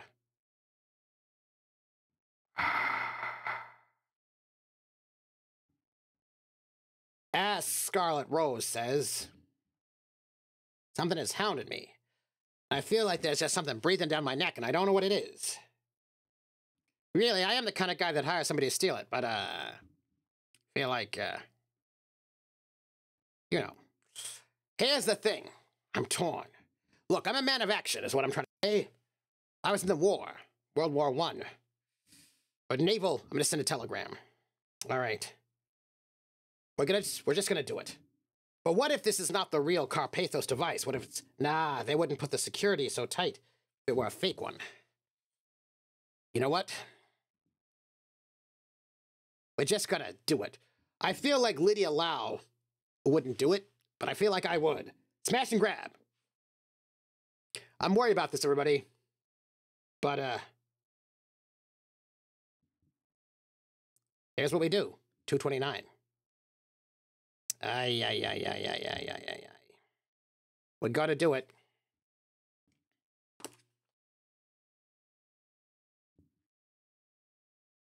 Smash and grab.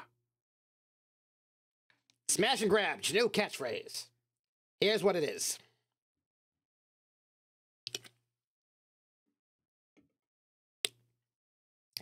So, I've got my tools with me, because I went, you know, buying things. The Carpathos device is within a thick glass box. A small electrical lead indicating an alarm is attached. To try smashing the glass, go to 280. I've got my crowbar and all that business. I feel like this is a bad idea, but you know what? I'm not all that well hinged. You know? 280.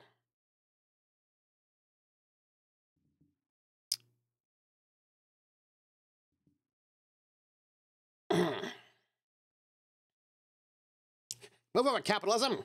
It's time for some smash and grabism. The toughened glass around the Carpathos device has 10 hit points. It breaks with a total of 10 hit points damage has been inflicted upon it. You may use anything to break the glass, but if you use your fist in order to damage it, you lose 1 hit point for each blow. Perhaps you have a tool or weapon. I do indeed have a tool, or something I can throw at it. I have a tool. When I break it, go to 230. Unless I waited until night, in which case, 276. Well, Monocle's nervous. My friends, I have got some heavy tools. We should figure out what those tools are so I can figure out what kind of damage it does.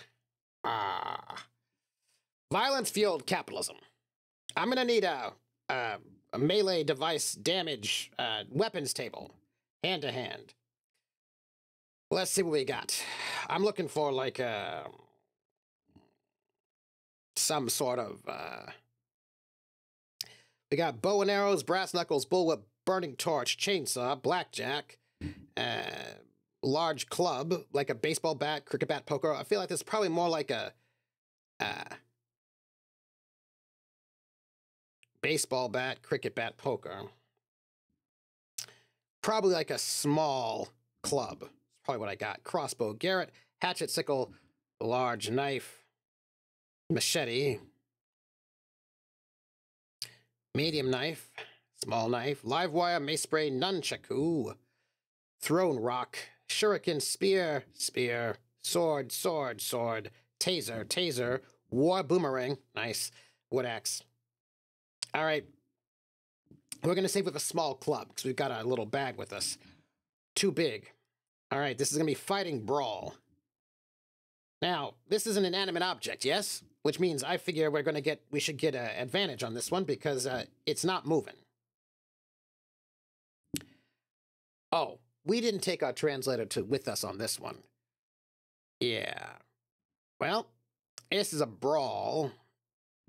We've got a 25, but I think we should roll with advantage because it's not moving, right? I feel like trying to hit something that is not moving, you roll an advantage.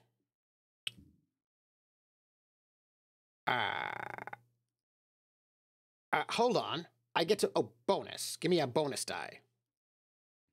That bonus is a 4, which doesn't get us there. So we're going to take out our big... Man, I wish we were doing this in the middle of the night. Right? Because it says... because it says here... Hold on.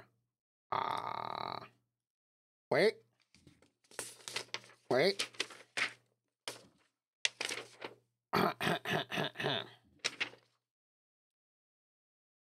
I feel like,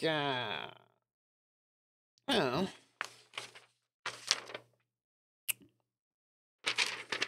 Let me look.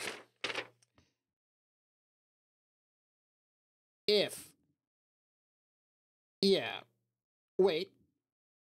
Automatically hits. Because it can't move.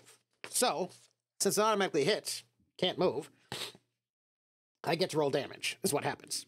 And that damage is, for a small nightstick, it's 1d6 plus my damage bonus. Hello, combat. How much is that, my friend? My damage bonus is 1d4. So, I gotta roll a 1d6 plus 1d4. 1d... Oh, hold on there. Roll 1d6 plus 1d4. Let's see what we got. A 5. Oh. So...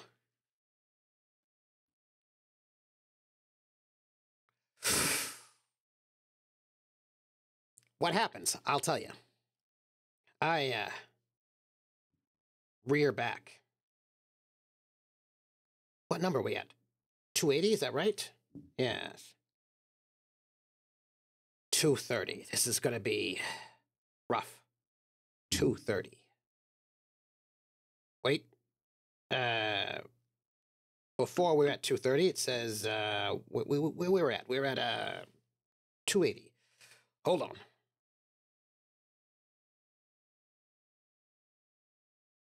I pull out like a small, like a tire iron, something like that. You know, like a small thing that's out of my bag. I got a bag with me, like it's a photographer's bag. Out of it, I pull this small, like a small tire iron, and I come up, and I hold on. Wait. Wait. There you go. So, I pull out this tire iron. Got one over there. And I swing at it as hard as I can. And the heavy glass device splinters, but it doesn't break. But I cannot be deterred, even though right as this museum is closing, I'm doing this. And with my second blow, the glass smashes. It smashes, I tell ya, to 1,000,000 pieces. Now I gotta go to 230. Feel bad about this, but I'm feeling sort of desperate.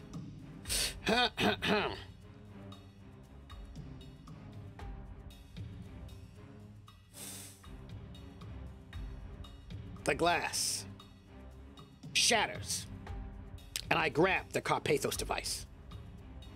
It is surprisingly heavy. It's not like the cops will recognize your description when the museum gives it after you made your report with the embassy. Nope. Unfortunately, the noise brings attention of a guard. We've got to make a dex roll to see if I can escape before the dumbfounded guard unstraps a revolver and takes a shot at me.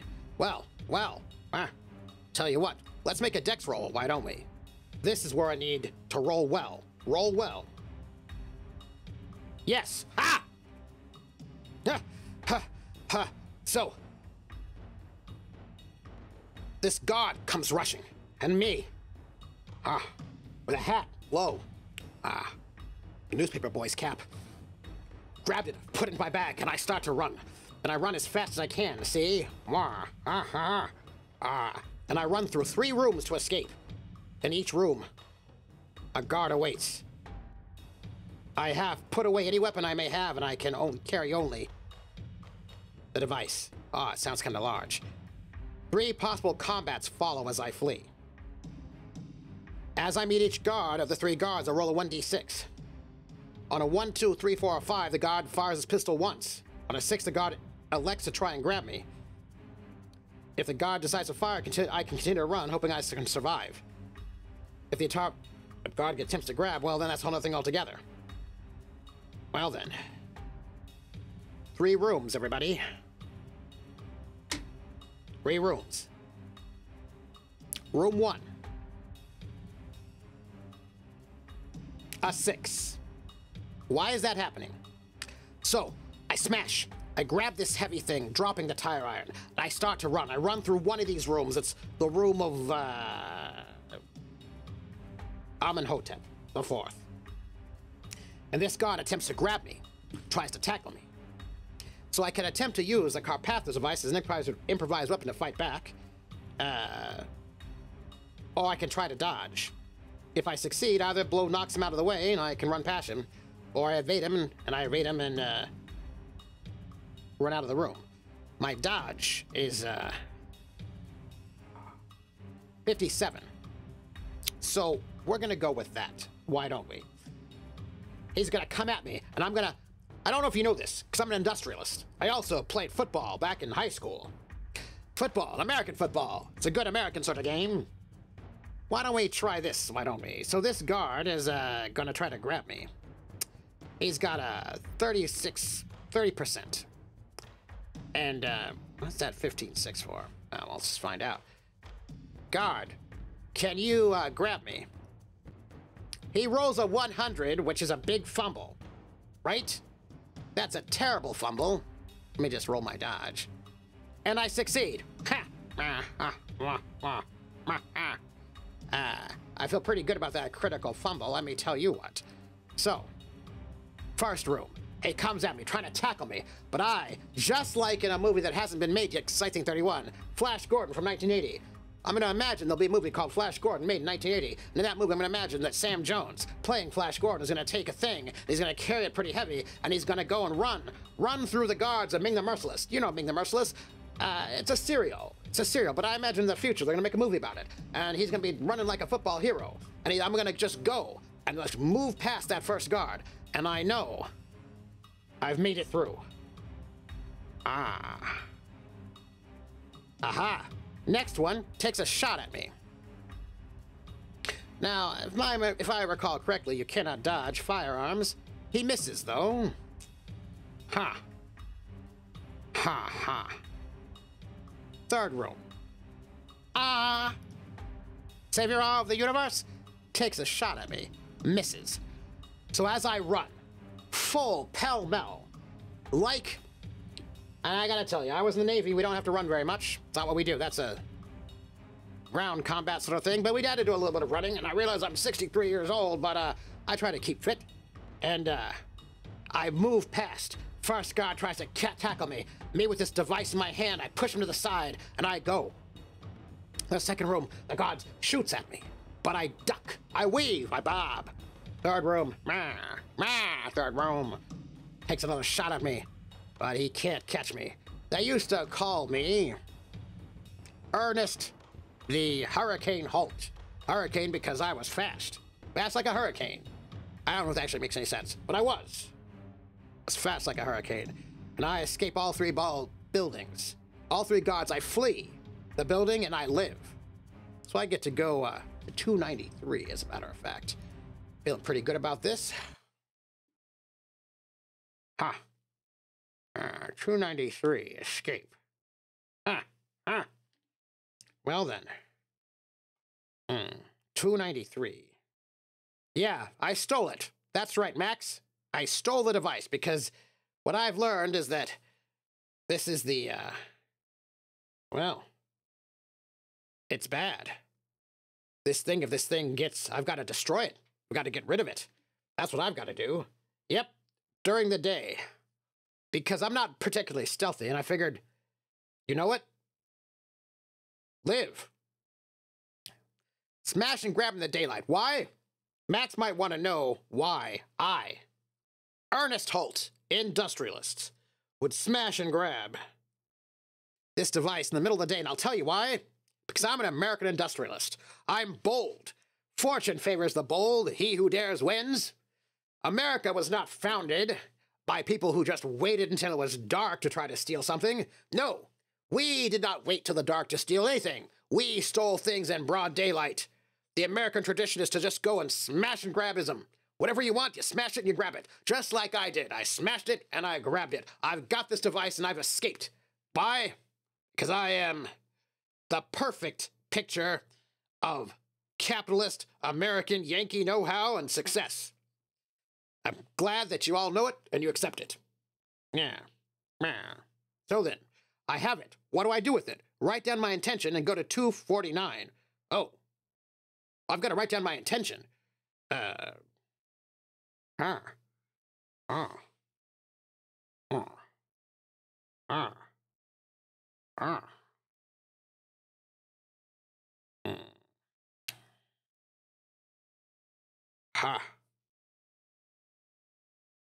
Well, my intention is to destroy it.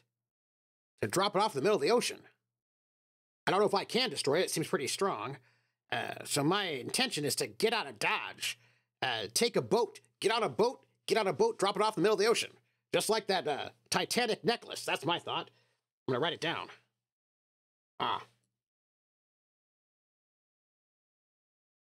Drop it in the ocean. Just like that Titanic situation. I believe my heart will go on.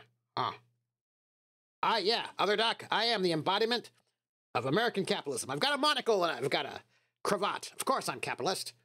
I'm also not feeling so good. So my goal is to get on a boat right away. Get out of here.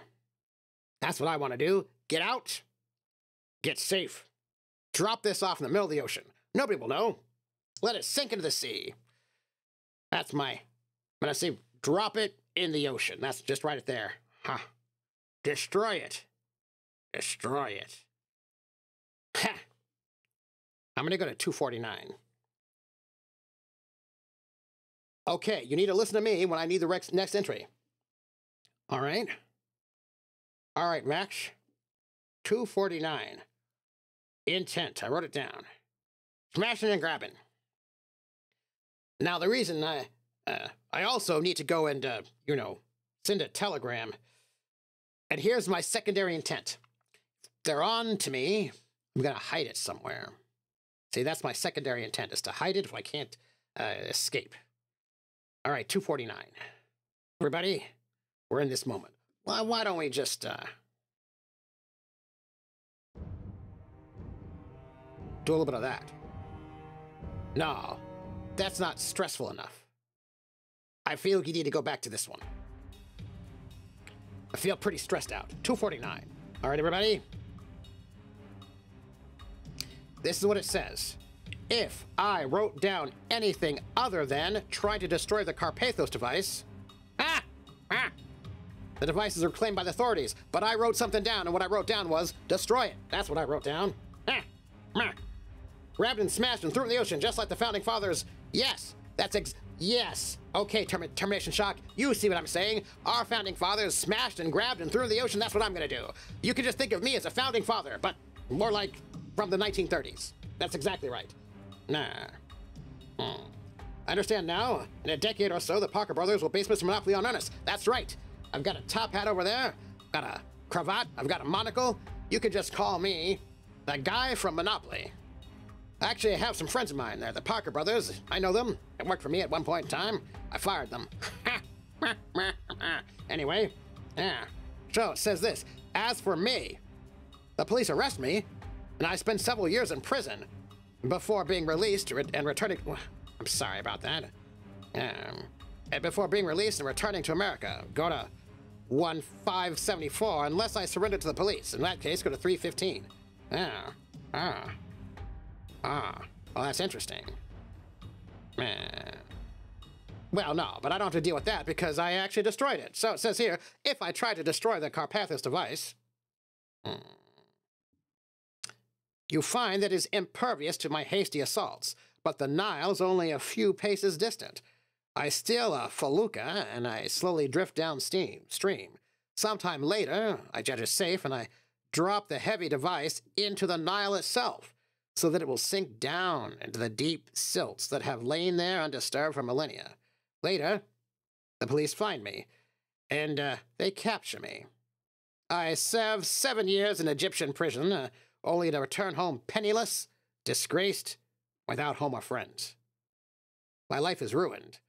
Until I die, I never know whether I did the right thing in Cairo all those years before, but I did, of course. Well done, I saved the world. The end. No!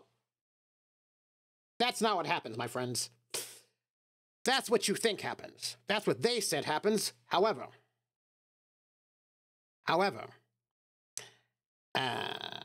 there's the Hound, and Rissa knows exactly what I'm talking about. So, I take this felucca, and I sail off down into the Nile, somewhere where I feel like it'll be lost. And I drop it down deep, the deepest part of the Nile, and then I keep sailing as this device falls deeper and deeper into the dark. It's a big river. And I think to myself, all right, I think I did the right thing. Grunewald was probably murdered. See? And after a while, I turn myself into the police. And I think, that's all right. I did it. Where is it? I don't know where it is anymore. They put me in a cell, see? And as I'm sitting in the cell waiting to find out what will happen to me, I go to 306. Takes me, let's say, 2 days later. I keep thinking, must have forgot something. But what did I forget? I don't know. And as I sit there in this prison cell, I go to 306, you see? And it says, this oppressive gloom I have to let go, and I've got to go instead to, this one. The terrifying hound-like creature has found me.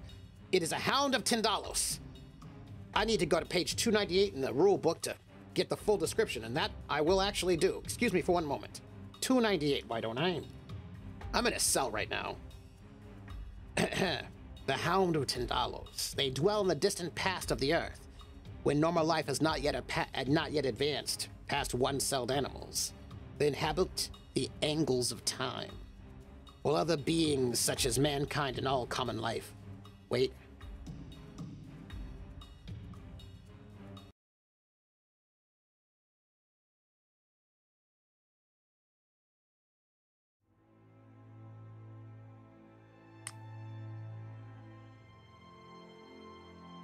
They inhabit the angles of time, you see, while other beings such as mankind and all common life descend from curves.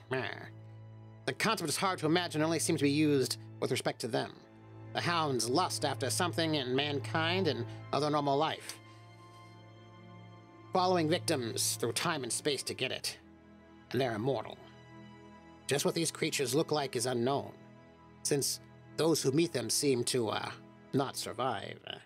The Hound of Tindalos is unlikely to look like a hound dog and more like, be some form of alien terror, consisting of razor-sharp teeth and claws, see? Burning eyes and pulsating blue-tinged skin. Because of their relationship with the angles of time, they can materialize through any corner if it is sharp, 120 degrees or less. Rooms of most human houses have walls that meet at 90 degrees. When a hound manifested first appears as smoke pouring from the corner, from which the head and then the thing's body emerges. Once a human, usually an unwitting time traveler, has become known to one of these creatures, they will pursue the individual relentlessly to get to him. To figure the time before the Hound of Tindalos reaches its prey, determine the number of years between the prey's present time and the time when spotted by the creature. Then divide the number of years by 100 million to get the number of days traveled by the hound. Driven off by a target, a Hound of Tindalos usually gives up. Unfortunately, such a creature is difficult to drive off. Friend who come to a target's aid may also become known by the creature, and so will also be pursued and attacked. Well, Hound of Tindalos, scavenger of time. There's a quote. They are lean and athirst, He shrieked. all the evil in the universe was concentrated in their lean, hungry bodies. Or had they bodies? I saw them only for a moment. Cannot be certain. So, unless I can summon a creature to fight for me, fight it for me, there is nothing I can do. So as I sit in this prison in Cairo, in this cell, they've arrested me for theft. They've not yet found where I hid it, and I won't tell them.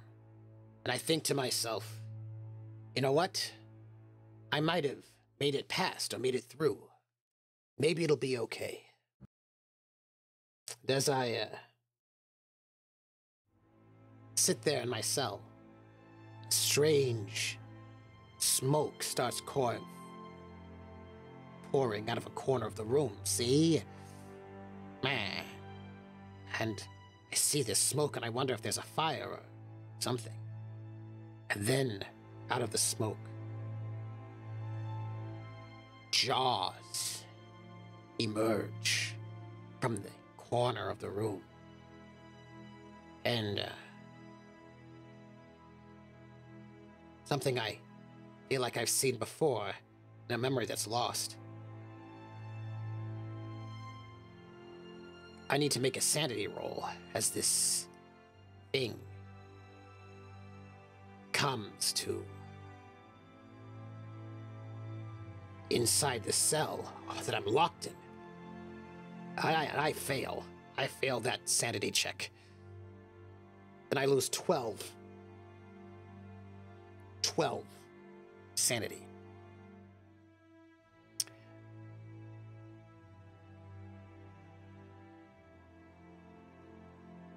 If I have the ring, which I don't, it protects only the hand upon which it is worn.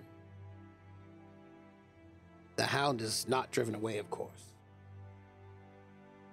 Make an int check or go mercifully insane. I fail it.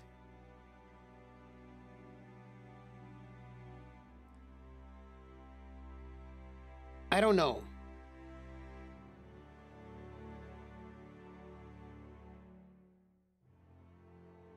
This thing comes at me.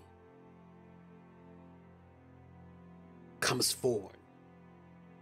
Whatever it is, I know that I saw it before. Once more.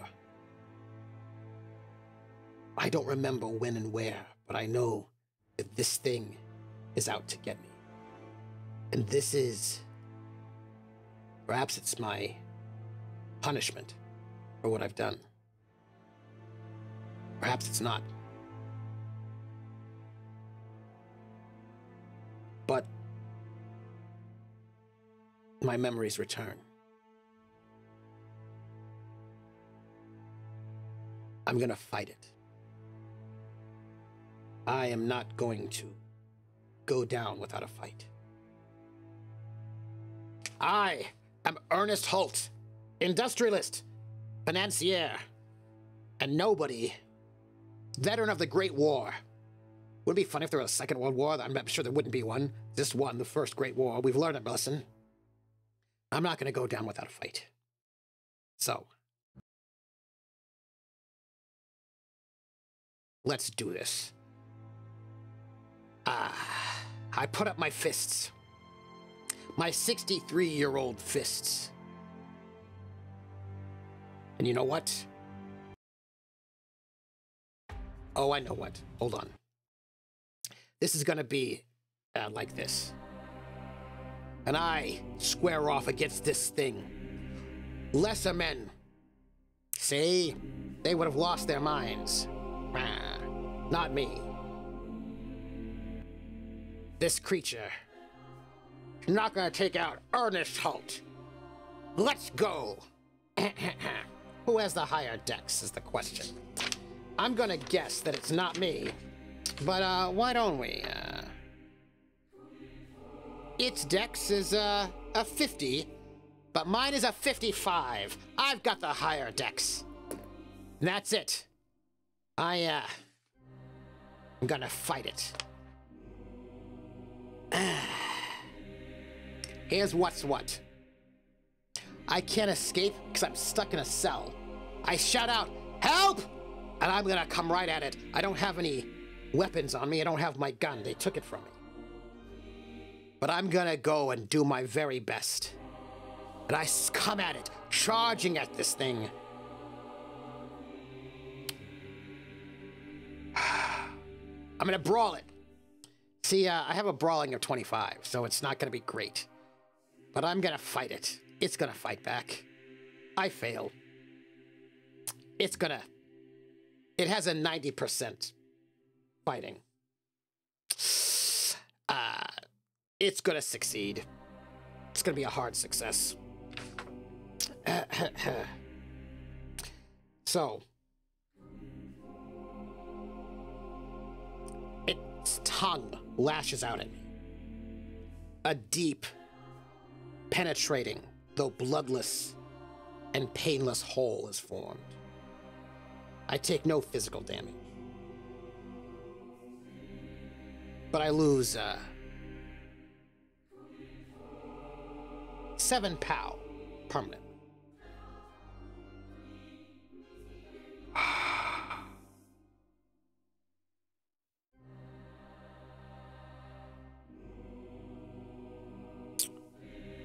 And its tongue pierces me, but I don't feel anything. I just feel somehow strangely missing something. But I'm not going to go and... We're not done. It's gonna come at me. It opens up its maw to chomp on me. I, however, will dodge.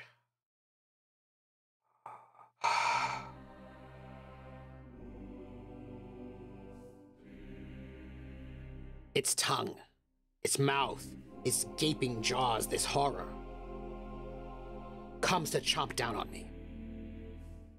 I, however, am going to dodge. I fail.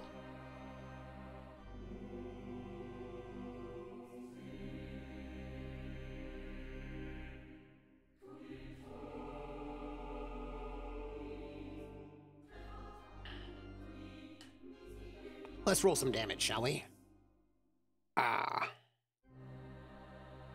1d6 plus. What's your damage bonus? Hound of Tindalos?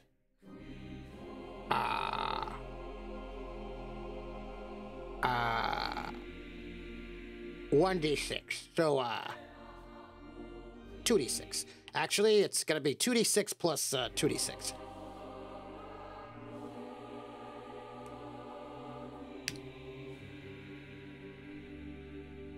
$17 damage.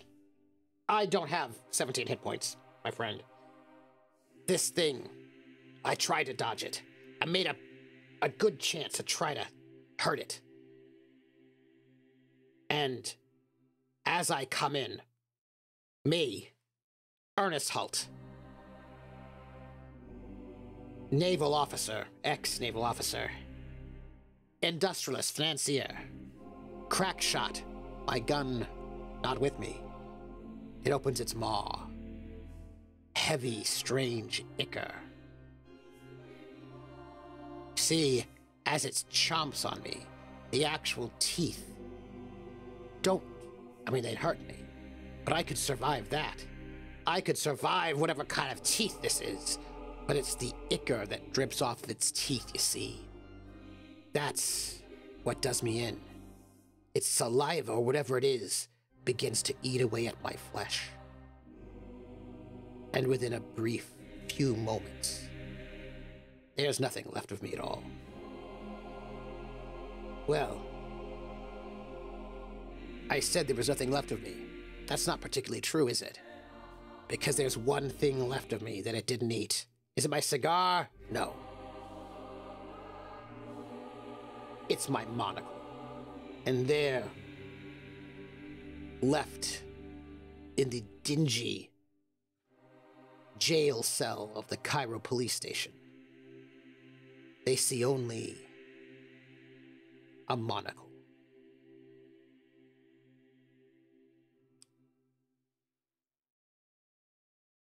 And that, my friends, is the end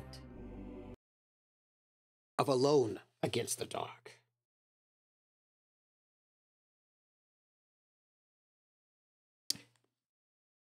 We survived, everybody. We survived. Well, we didn't. We actually died. But Ernest Holt did it. Ernest Holt saved the world. I can't believe it, but he did. Also, I just opened up, I just updated my OS to the new OS, and I'm like, what are you doing? Okay, let's think about this. We have to process. We have to process because we did it. I mean, yeah. First time you played, I was on your 4th character before I dumped the device in the Nile. Ah, ha, ha. Other doc notes that it's good that the monocle survived because that is where the power of capitalism is stored. So at least that's safe. It's good. American Yankee know-how has survived. Mission accomplished of sorts. We do not... Okay, so we don't need to pull out PC3, but the thing is, I have my prop ready. I was ready for it in case we needed PC3 right here. Ready for it. We also won't need the sailor's hat that I got for PC4, but that's fine. Wow. I can't believe we did that, everyone. This here, this prop, is, I went and I got... Now, there's a hat that is just not arrived yet because it's taking too long. So this is a series of 3 silk floppy bows. So that what I was going to do, if Ernst died, which he did, by the way, he was murdered by Hound of Tindalos, is take off the cravat and the vest and then put on the big floppy, because you know how, like, it's like a very kind of blousey sort of floppy tie. And if my hat had come in, which is not going to come in yet, I have to wait 10 more days, I had a nice cloche, 1920s cloche hat. So I would have put in a floppy tie and my little cloche hat to be Lydia Lau, intrepid reporter.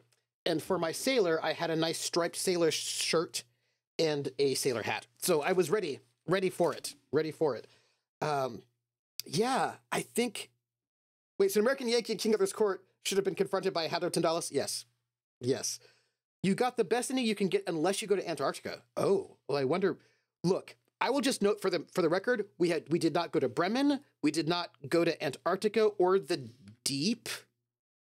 So there's all sorts of things we didn't do and didn't see, but we saved the world, everybody. We saved the world. Yeah, the hounds are further back, like millions. Yeah, but any kind of time traveling, they'll get you. And no one will know that he did. The world will only know that he went to Egypt on some mad tear, and the news came out to say he stole some ancient relic, got arrested, and then mysteriously vanished. Escaped from a Cairo jail, The authorities are looking for him and blaming Americans, thinking they aided him some way. Yeah. Wait, the pyramid is a death trap? Oh my goodness. What? Okay, before we sort of like do that thing, we have to be official now.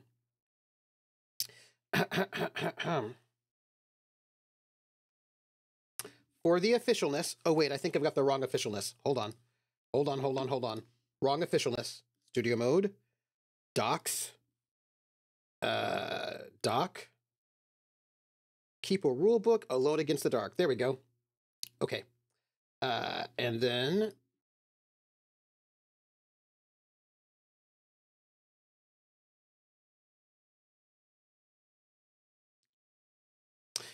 So, officially,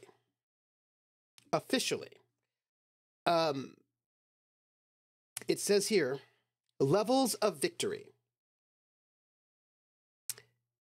We lost only one and or two investigators. It's a little unclear. So we have an excellent success, everyone. I would like to note that magnificent success is, lost is the number of investigators lost before the world was saved. So we've only technically lost one investigator before the world was saved. So we have an an excellent success. I would like to note that, just to reread this moment, to get a perfect score in Alone Against the Dark, you must have saved the world without losing a single investigator on the way. That is, your original investigator, Professor Grunewald, must have survived and succeeded. Though desirable, that outcome is unlikely. Be prepared to lose several or all of the investigators, and even to run all four several times in repeated attempts to complete the scenario.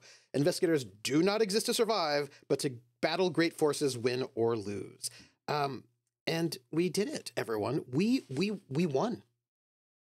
What? What's 3? 3 is excellent successes all. 1 through 3, losing 1 through 3 is... Oh, this is... okay, this is really interesting. 0 is a magnificent success. 1 through 3 is excellent. 4 through 8 is modest. 9 through 12 is passable. And 13 or more is failure. So, if you lose all 4, then you have got to start making up characters. You know what? Smash and grab. We could have been shot multiple times. We could have, wow. You lost all 4 the second time, though Lydia Lau went to jail. Oh, but, did she oh, she went to jail. Ooh. So apparently, even if you lose all 4 that they give you, you can keep playing with more and try to survive it. That's amazing. Here's the thing. Because he lost the ring, if he had kept the ring, then his hand would have been found. His severed hand would have been found in the jail cell. But he lost the ring, so it's all gone. He's all just eaten. Wow. So I will note that this... I'm going to just make a couple of notes about this adventure before we go. The first thing to note, this book is 102 pages long, which means there's a lot more we have not seen. That's a thing that I would note. I think also, I'm going to come back over here for us. And in our location tables, there is the Bremen location table, which has the Bremen Airport, the port, the rail station, der Freischutz Inn, the Geschaft Krankenhausen, that's the hospital. Oh, that might be the mental institution. A hospital, and then Krankenhausen is different. And then the steamship, the Dark Sea. And then that means there's a ship. That's the ship's going to take us to Antarctica. So then there's the sick bay in Antarctica, and then there's the Antarctica base camp. So that's 3 locations we didn't get to. And who knows what other kind of shenanigans would have shown up in those places. But we saved the world, everybody. You know what? Ernest did indeed need some Starbeam chocolate milk. That is a true statement, because it's good for your bones. Check that out, everybody. How cool is that? What? Oh my goodness. I would like to also note that we won after having been robbed, losing a finger, getting in trouble, losing our mind. I think he was a little unhinged. I think that how hinged he was I think his hingedness was a little bit compromised. But we did it. We did it. Ha! When I ran it the second time, I had the Carpathos device found in the Nile. So a new group went in 2 years later, but Lydia Lau managed to escape the museum with the device, but it went missing. Its whereabouts are unknown. Wait, it was found in the Nile? How was the Carpathos device found? What? Oh my goodness. So Ernest also saved Christmas. He did. Yep, that's true. Hey, Vern. I'll take a shot by VSOP Cognac for Ernest. Yes. My Lydia Lau had a ladder to navigate the pyramid and planned to take the Carpathos device there, but you can't. It's not part of the scenario. That was just a device I used to play the 7th edition. I originally played the old one, 2nd edition. Oh, nice. So here's what you need to know, y'all.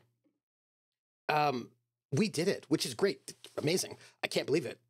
Hey, I feel really proud of myself having beat that with a punished Ernest with only 4 luck. I feel really good about it. So there are more of these Call of Cthulhu scenarios. I have a list. Max Ryder compiled a list, and I have a bunch of them, and I'm just going by order.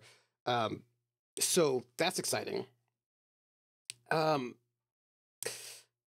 You changed the names of the 7th edition characters, and they were already familiar with the notes and letters of the first group. Oh, nice. Nice. Our Ask Scarlet Rose says, I'm going to grab that humble bundle to play my own. Yes. Ask Scarlet Rose. You should absolutely do that. Play it yourself and tell us if you get to Antarctica, because apparently other things happen there. What happens there? I don't even know, but things do happen there. So that's pretty exciting. Yeah. Oh, you also grabbed it? Nice. Yeah. Tell us I have a Discord. We have a Call of Cthulhu RP channel. Tell us if you make it to Antarctica and what happens there. I'm really excited. So I think, where did I have nobody does solo RPGs the way Trooper does. Thank you. Hey, I'll be hardcore. So look, Doris, Eldritch Penguins. Oh my goodness. Yes. So what's next? Well, next week will be Sandman. The map of Halal. We'll be doing a brand new adventure, Adventure 2, Prophet of Darkness. When we last left our protagonist, they had left 1940s Casablanca and showed up in medieval England, which is pretty weird, and they're in different bodies. So we're going to find out, and I have to tell you something. We couldn't play this today because we have 2 people who are sick, but they should be good by next week, and I need to tell you something. I have read that scenario, and it is pretty weird, y'all. When I say it's weird, I mean it's weird.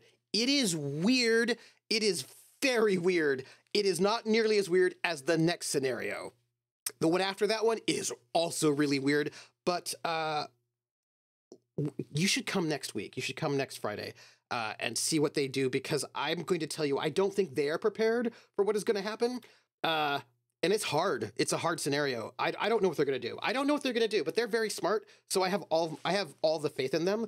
But I will tell you, it is weird. It's weird. It's weird. It's what I'm going to tell you. Yeah, it's a body swap episode, right? And they're in these new bodies. They're in medieval England. Maybe they don't know yet. All I know is that when they dropped off, it was the Heathrow Airport was just all like flats for like stage flats, and now they're just like in medieval England, and it's weird, and it's amazing. It's amazing. I don't know what they're gonna do. It's hard, but they are so smart. They are so smart. So yeah, and I'm really excited for them to figure out what their skills are, because they've got new skills. They don't know what they are yet, and I'm really excited for them to like discover them. And oh my goodness, it's gonna be a time. So you've got to come in next Friday. It's gonna be really good. And oh wow. So go get that Humble Bundle if you're interested in it. I think for like $25 or whatever it is, you can get like all those books. It gives you everything you need.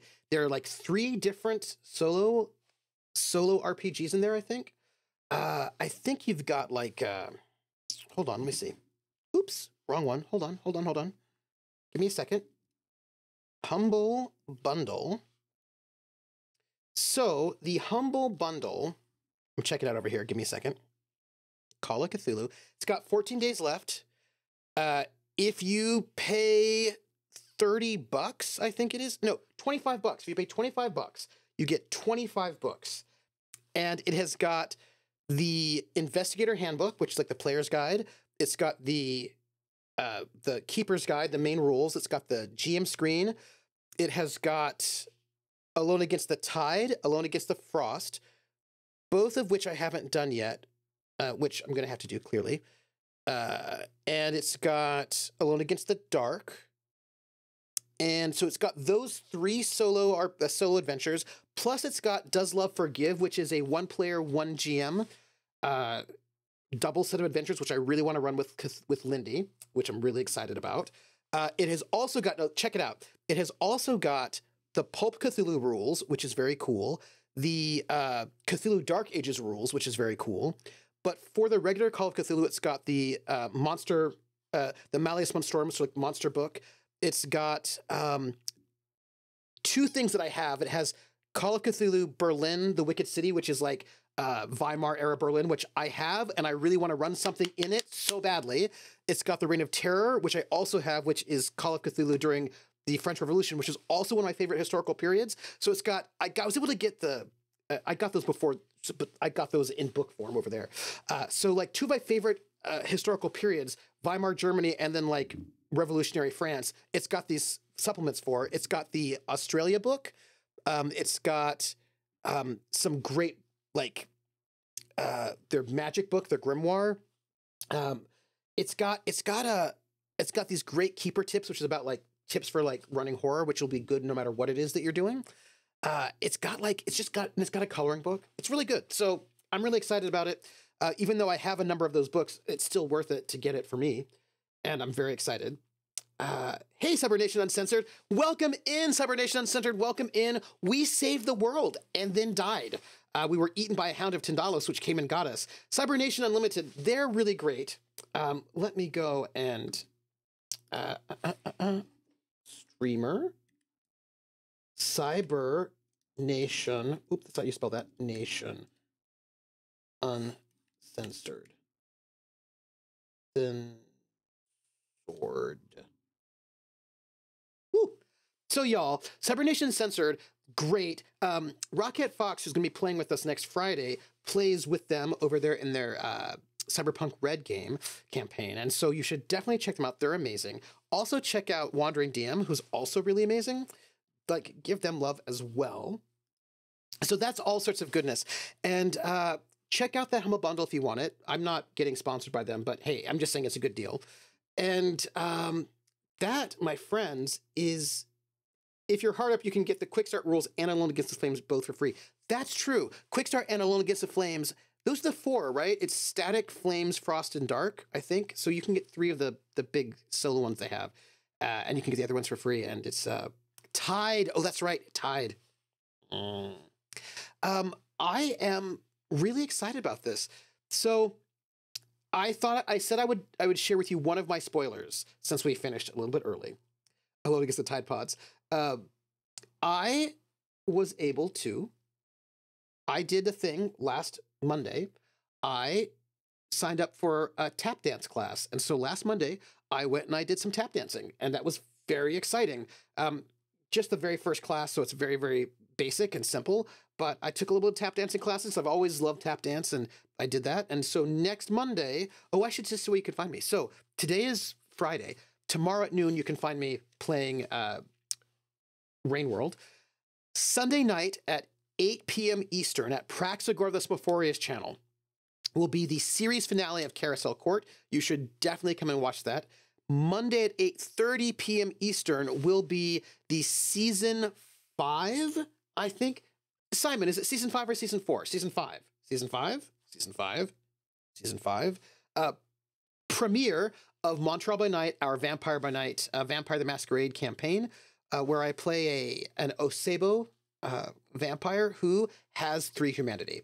So check that out. And, you know, when you have low humanity, it impacts you greatly. in different ways. You become, you know, that way. You become your own kind of style. Yeah.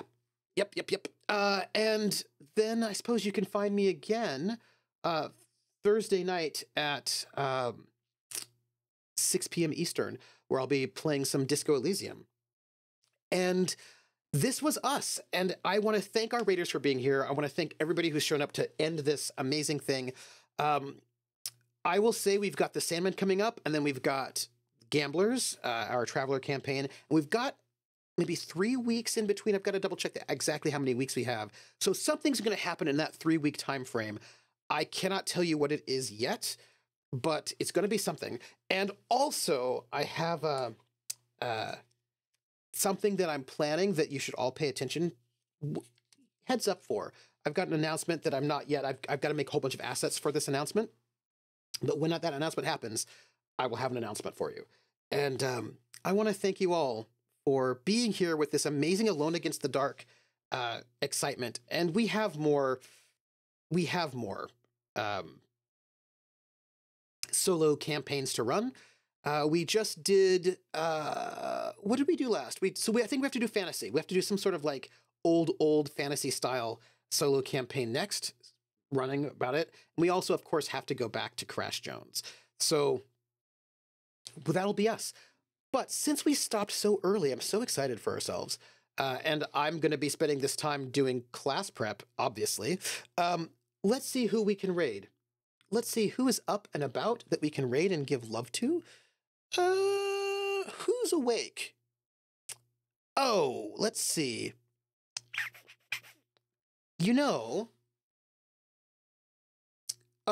Hopefully more Cthulhu Confidential. I've got to send some messages.